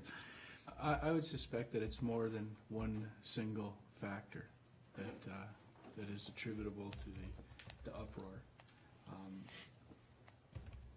I have to say I'm a little uncomfortable. We have one bylaw enforcement officer, and I think that we're addressing one person in particular here, and I would rather not continue the conversation in the open. I'm not sure that it's appropriate. You could advise me if that's true or not. I wonder, Mr. Chair, if, and I appreciate the comments from the director, but I wonder if it's not the bylaws that need to be changed. I mean, we can certainly look at that, and that's the role of council. But I wonder about the complaint policy and whether that needs to be expanded upon. The policy, Mr. Chair, talks about, and it's not in our agenda package, I had to ask for it separately today, that the town of Pelham is committed to a thorough, prompt, and courteous receipt processing, investigation, resolution process, etc. And it goes through a whole ream of work steps here that are really largely administrative in terms of how that policy is enforced. But what Councillor Papp indicated, I think, are the visionary elements that we need. We need respect. We need courtesy. We need all of those types of things. And I think that's what we need to do to incorporate into that complaint policy that staff follow. That's part of the customer service that we keep talking about around this council table, and that's in our strategic plan. And I'm not trying to just talk about one individual. I think it is a very, very difficult job to do bylaw enforcement. But I think if we can outline some of the things or add to some of the things that this council sees as a vision for what should happen. So, for instance, Mr. Chair, in the document that we have before us about the Municipal Act document, it's Appendix 2, it talks about under the building code, for instance, it says that the officer who's enforcing the building code, upon producing proper identification for the Planning Act. But in the Municipal Act bylaws, it says may. So that gives us some latitude. Well, let's tighten up some of these things. That's what I'm suggesting, Mr. Chair, that effective notice, and we've talked about this when we talked about the sign bylaw. Councillor Kersey was talking about it, and we all agreed. And when we approved the sign bylaw, we said, what's reasonable and fair when it comes to that sign bylaw? And I think we need to do that same thing with some of these other, the way in which we enforce some of these, so that the complaints policy might be the way to do that. It could be the bylaw, but I think it has to be very clear to people that this is what you expect or can expect when whoever it is enforcing, bylaws in the town. I note with interest, Mr. Chair, again, the complaints policy, and I think I'm just going to change the subject a little here. we're talking, Councillor Ribbiak is talking about a complaint-driven versus a proactive. I think the interesting element on that is if one does proactive, you could hit everything. But how do you prioritize?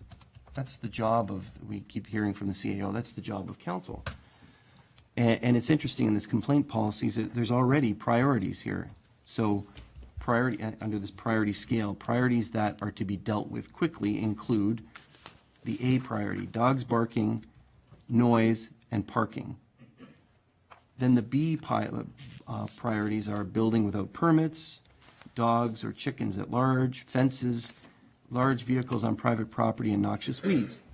And then we have Cs. So I think, Mr. Chair, there's certain things here that there are priorities, and so I guess to the CAO, Mr. Chair, how do we pull this together? How do we have that vision that council has for a vibrant, creative, and caring community within the complaints policy? How do we do that? What are staff looking for from us, from council, to give that direction? Is it to refine the policy? Is it to direct whether we should be proactive or complaints? I'd like to hear from the CAO on that, Mr. Chair. Mr. CAO? Thank you, Mr. Chair. I think that the answer to that is fairly complex, although the policy that you refer to, I know that there was some direction in the past given by previous councils to administration that may not have been drafted in the form of policy. So I think that the complaint-driven process was, in fact, a directive of council, again, that wasn't codified into policy. So the policy that you're referring to, I suspect may have been deviated from at the direction of council. So that's one issue. The other issue is that the policies, as far as the priorities of bylaw enforcement go, I've often said there's no such thing as a bylaw emergency. And some things are prioritized. They need to be prioritized so that there is direction. And from my point of view, the reason that we need prioritization is so that we can start to educate people. I think that's the first step, again, is the education piece. If the issue is of importance to council on a safety level, for example, our bylaw says that you need to have a fenced pool because obviously that's a safety issue. We know that there are places in the community that may not comply with that particular provision. Council rules that or deems that as being a priority. That allows us then on a proactive basis to go out and conduct the education component. The enforcement side of bylaw should be the last step and not the first step. And I think that again was at the direction of a previous council where we've adopted this enforcement first approach based solely on complaint, and I definitely agree that that particular part of the mix needs to be looked at very closely and absolutely changed.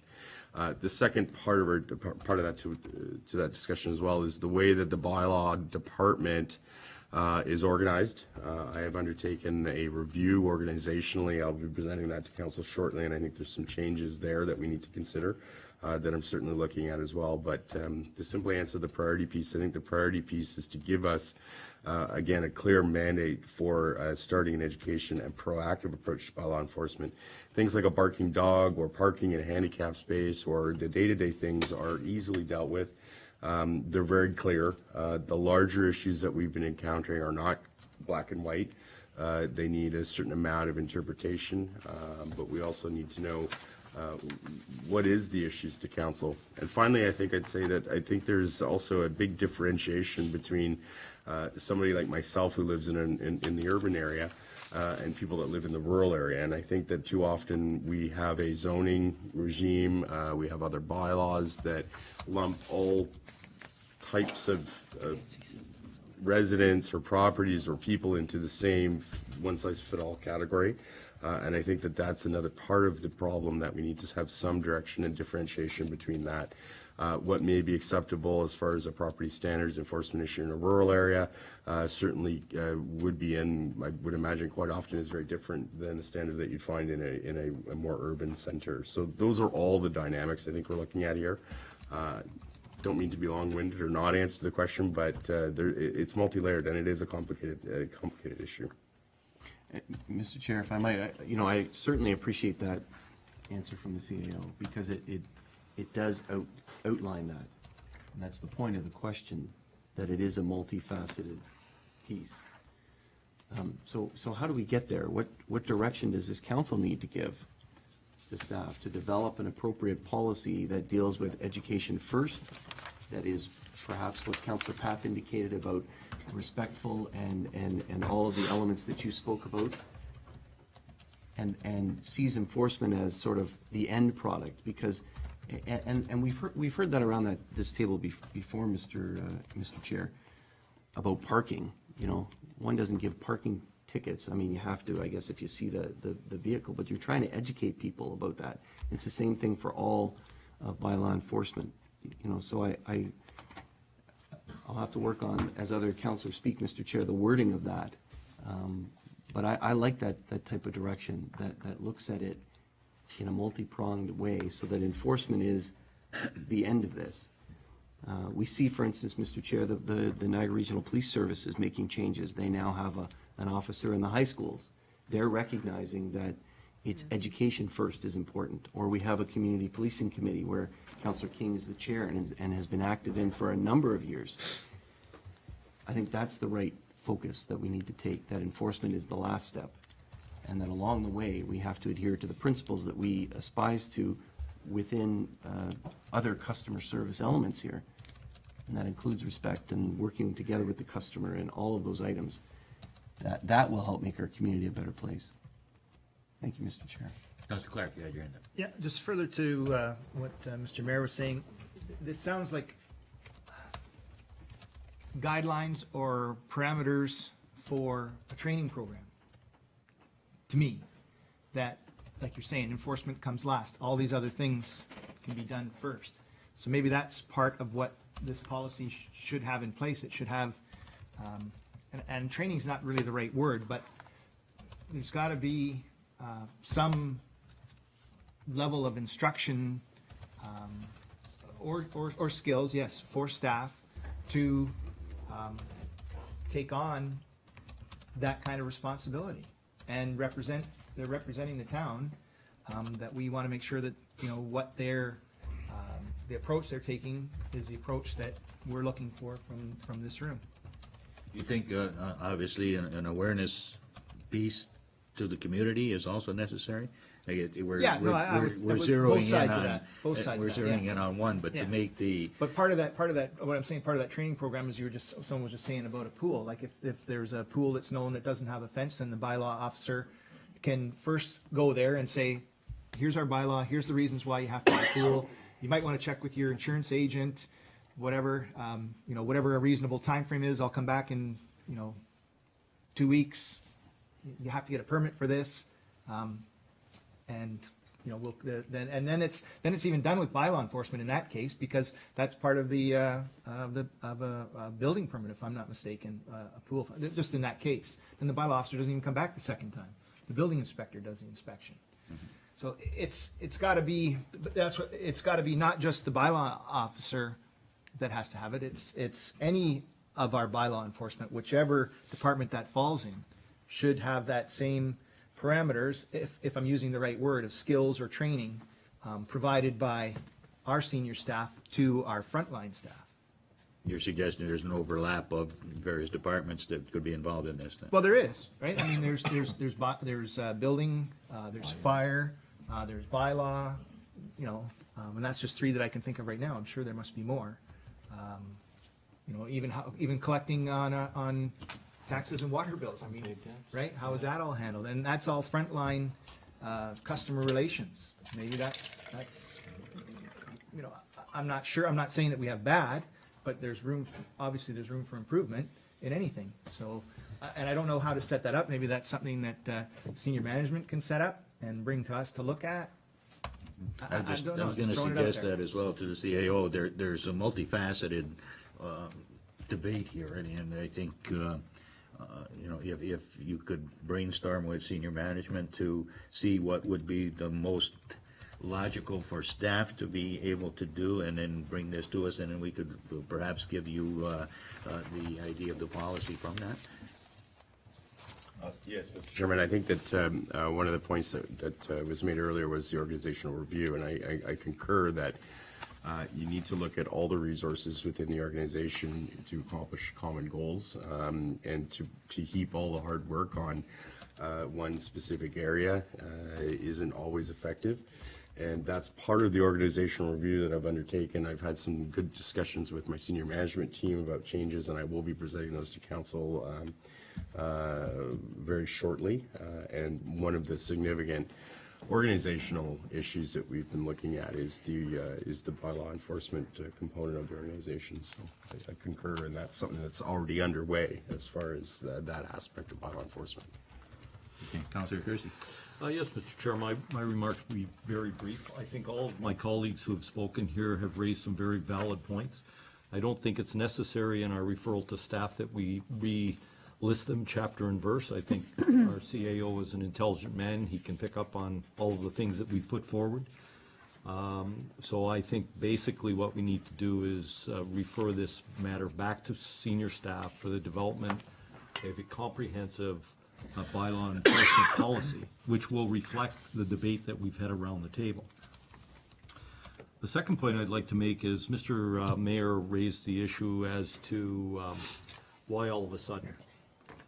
And I think it's almost fairly obvious that why we're here, why we have this brouhaha.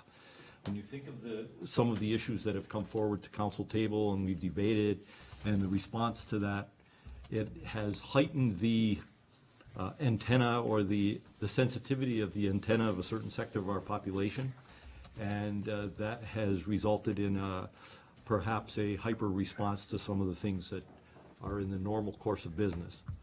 So I wouldn't like it to be a reflection of our staff.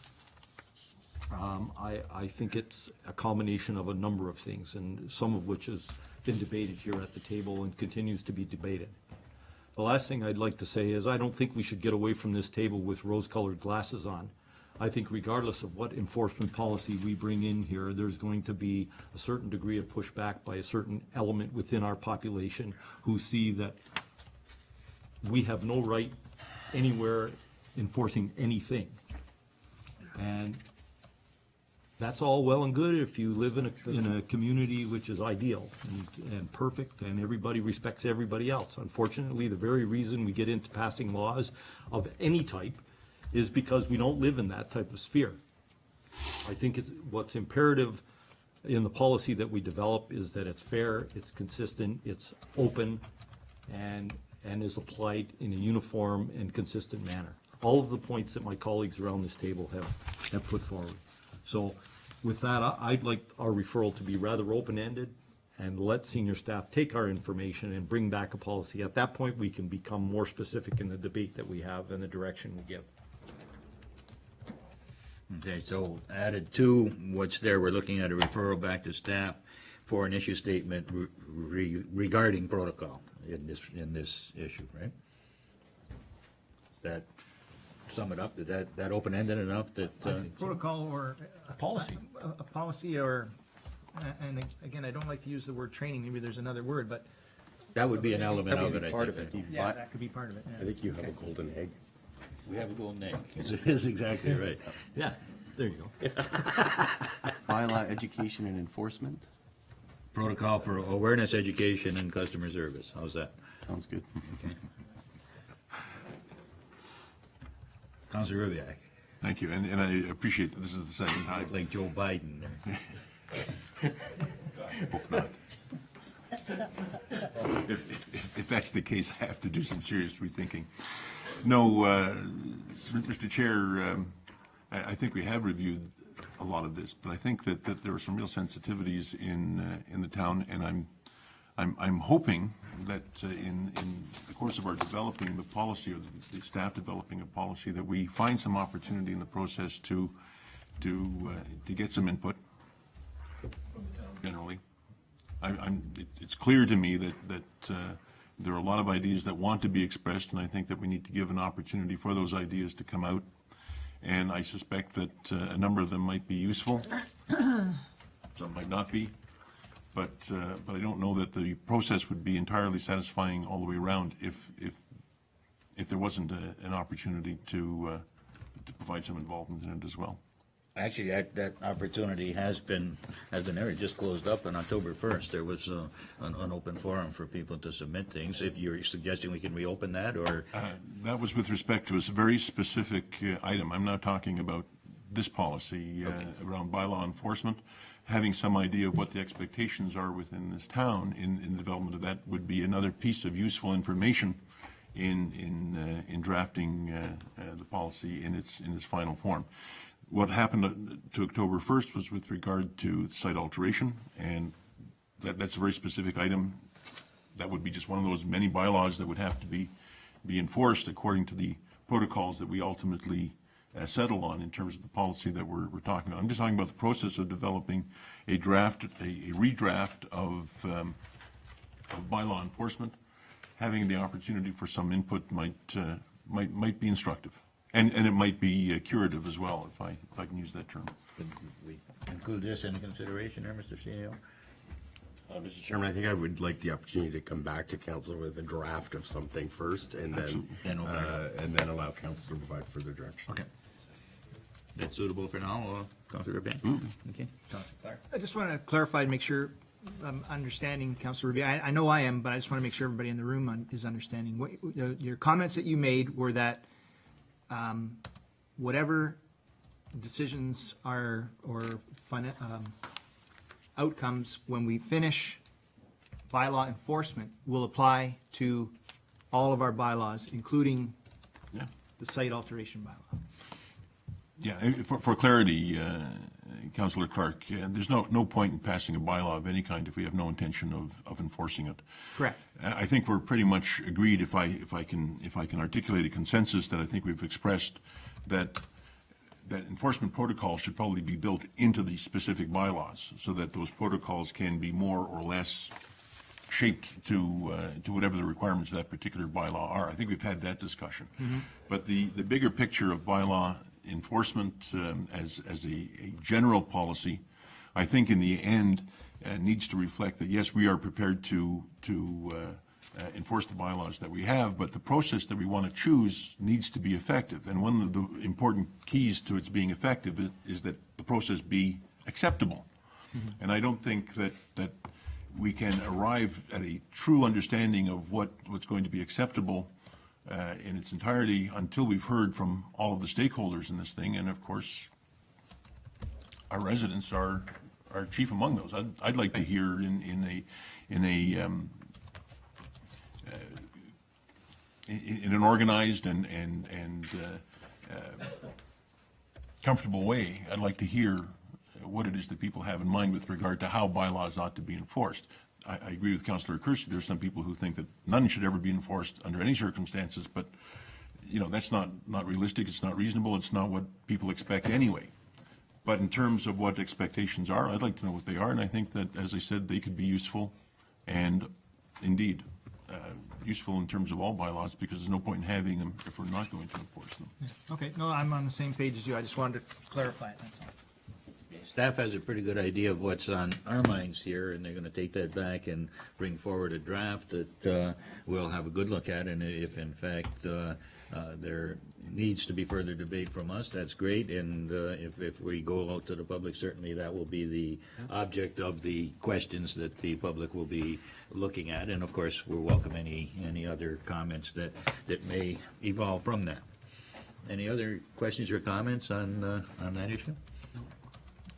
Seeing none, I'll call the question. All those in favor? Opposed, if any? That carries.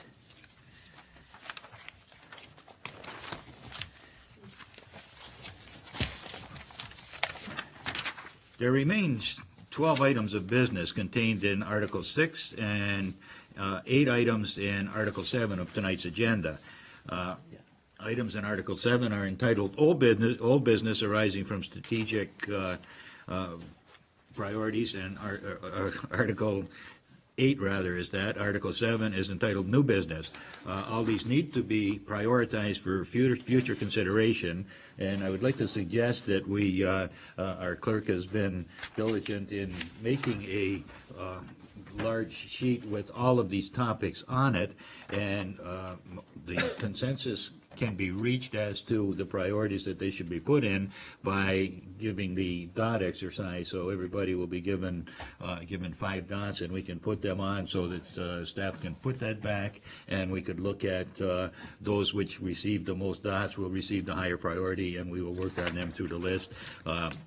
Obviously, we can't deal with 100 issues a night type of thing. This way we can break it down to we're half an hour away from curfew, and I think this exercise can be done in a half hour, and certainly it will be very valuable to us on a go-forward basis. So we have them here, and I'll just put them out for display.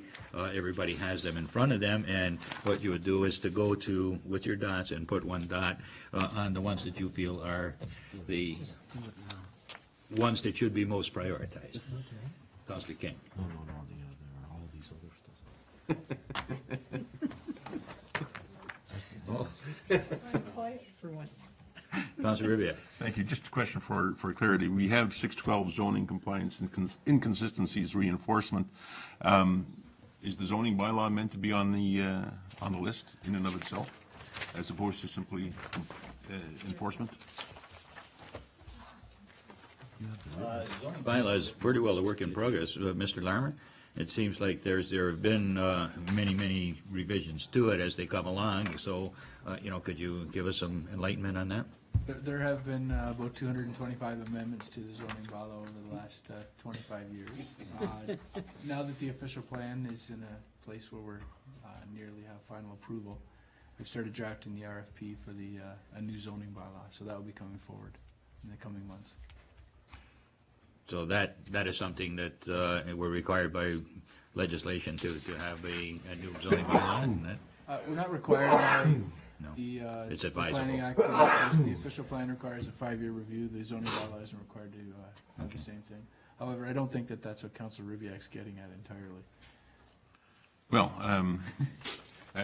one of the items that I would like to see on this thing, and it's here, is zoning compliance for sure. But I just wanted to know whether the zoning bylaw itself is a matter for us to determine whether it ought to be prioritized. And what you're saying is no, because it's constantly being reworked anyway, and so it's always on the top of mind. I don't know that that's entirely accurate, because we've just heard that it hasn't been worked on for a time. But I'm just wondering whether it shouldn't be one of those items. It has been amended 250 times. Mr. CAO. Maybe I can clarify, Mr. Chairman, what Mr. Planner is saying is that the zoning bylaw needs to be rewritten in its entirety. There had been money allocated for that purpose, and that process is going to tender shortly to hire the appropriate expertise to rewrite it. Now, having said that, if that still is an issue or needs to be somehow prioritized, then by all means, council could determine that. But I would look at that as being a separate issue. The bylaw needs to be rewritten. It needs to be modernized, reformed, whatever you want to call it. That process is underway, so we've already considered that to be a priority and had clear direction on that from council. Okay, so we've already done that one, is what you're saying. Good. That's fair. Okay. Councilor Kersey. Mr. Chair, I'd like to put forward that we not play with dots tonight, given the amount of time, but that we set a timeline by which all of the members of council can prioritize and forward that information to either Mr. CAO or Nancy, our clerk, to be compiled and prioritized and to begin addressing them. So instead of giving you the dots, you pick your top 5 and send them forward. Yeah, just send it forward. Works for me. That worked. That saves the dots. Mr. Mayor? Mr. Chair, I think we should do the dots because it's open, it's transparent. Emails aren't. Put the dots out, vote, or you could do a vote on each of the issues, and then it'll be done. It doesn't take very long. The clerk has organized things very, very succinctly here, and it would just take a second to do. Pick out the 5 that you like, and then those will be prioritized, and then that's it. That will be coming up at future meetings. So I think we should do it, and we're trying to be as transparent and open as possible. We do it right here in the chamber. It's essentially voting. If we were to vote by email, I can give you, I can tell you my top 5 right now, publicly. I don't need a dot. You want me to go? Go. I think we should be consistent, and if everybody gets a dot, you can put your 5 dots there just as quickly as you can say them. All right, let's get on with it, because we got, I'm just getting very frustrated. They still got in camera. Okay, where are we going?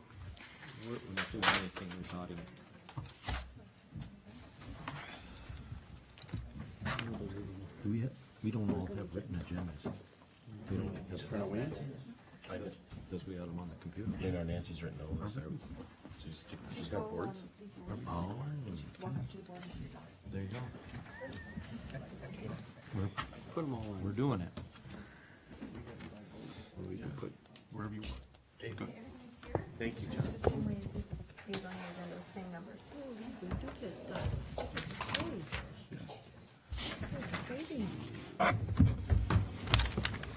Don't go there. Let's do it.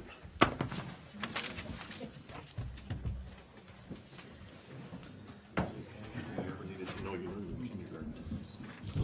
They do everything, you have to pay fee to use it.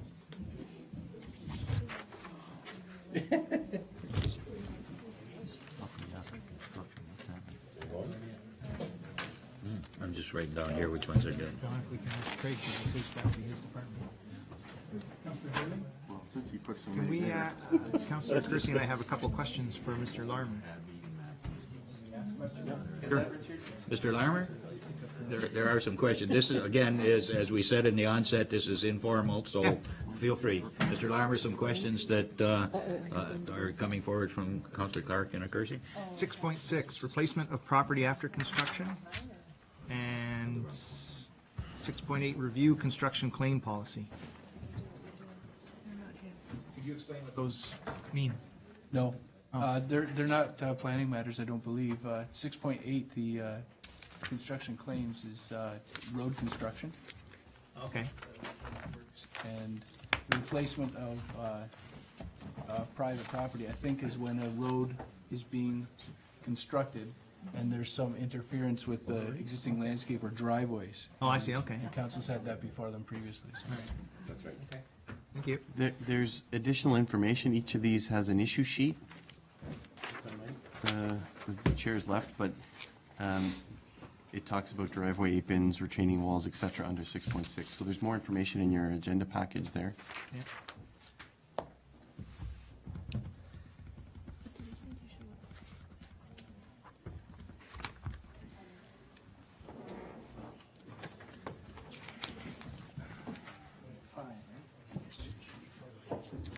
How many wheel off? Oh. Take the top 5? No, we just prioritize it. What's the MFI? Yeah, but you just take this and you prioritize it for next agenda. Yeah. Okay. Come on, it's creative, it's fun. It's not creative, it's stupid. It's not stupid. It is. No, it's not. Yes, it is. I've never seen it like this. It's great. No, it's not. I can hardly wait to meet this professor. Wait till I have a piece of him. This isn't private corporations. That wasn't updated, didn't have room. Jesus. Then how could we have done a voted on it? Some of the One of my priorities anyway, so. I disagree with you. Tell me which one is yours. You need to tell me you guys, I don't know if that's Policy. They have them at 6 No, we don't. That's what we're saying. Somebody lied to me. You go through that policy manual, there's stuff in there you won't believe. Someone lied to me because we went through this. It's I went something, through it before you got here. And they said there was a policy on how they replace things after we road repair, right? not that I'm aware of, and this is all stuff that council wanted to put on the agenda. We have a construction. This is stuff you usually put in the packet. So Is this the old? No, this is all stuff that Nancy's been compiling through strategic My planning. understanding was before we were working on this. But we are. Are we drafting a policy? No?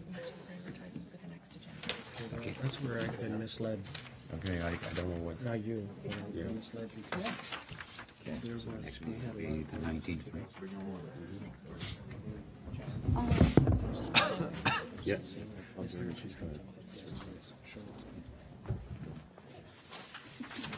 And the results are? And we're not working on one. Same thing to tree poster, isn't it? No, we're not. I think there is a tree policy, but it may need to be relooked at. And that one I'm not sure about. Okay. Mr. Chair, are we going to announce the results? We need the results. For the public, that's right. These will be prioritized for the next PMP meeting, which will be November 19th, immediately following council. Okay, perfect. Nancy will point out those which received the most dots and therefore are deemed to be higher on the priority list. 6.1 received 7 dots. 6.2 has 6. 6.3 has 1. 6.4 is not a priority right now. 6.5 has 7 dots. 6.6 has 1.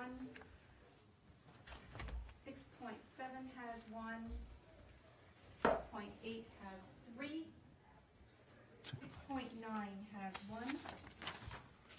6.10 has 1. 6.11 has 1. 6.12 has 6.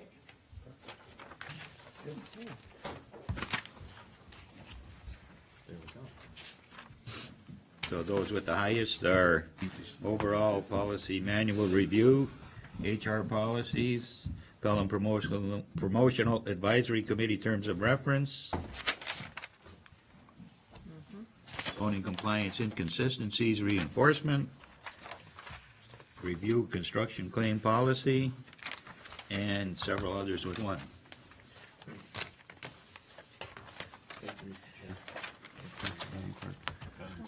Thank you, members of P&P Committee, for breaking the ice on the inaugural meeting of P&P. The next meeting of P&P shall be on November 19th, immediately following council.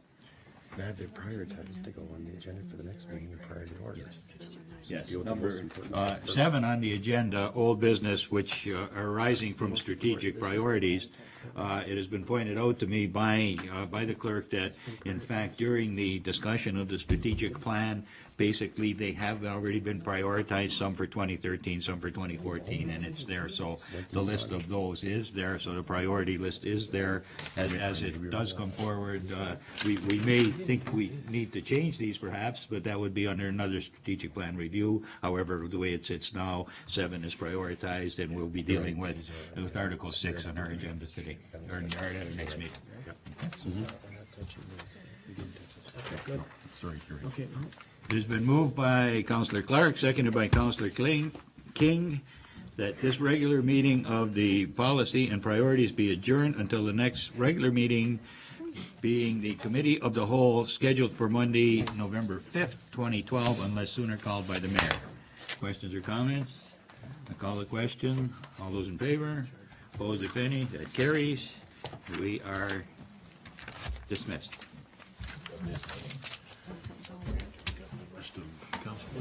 I turn it back over to Mr. Mayor.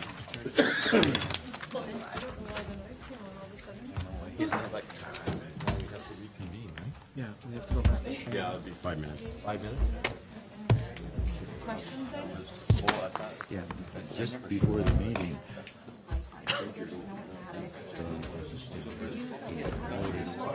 CBC. Oh, I know. I guess he's got a notice thing on TV. Not external. Oh, is that right? Yeah, 6:30. I heard, yeah, when, As I said, Catherine King mentioned that we might be able to get information. They don't have external, do they? The big question was, I don't think that they do. I think that, I'm familiar with what they have, so. What if something's up? You may have had some I just, he'll threats on. clarify the trip to Scotland. If they have something. No, I know. I think you guys are being so generous. That's amazing. Well, we, It doesn't have to be here. It has to shut off. Shut off. If you don't mind. Some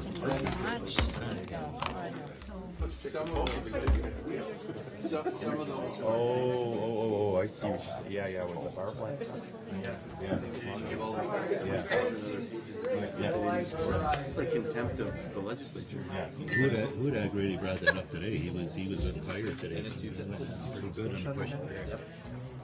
They said there was emergency. No,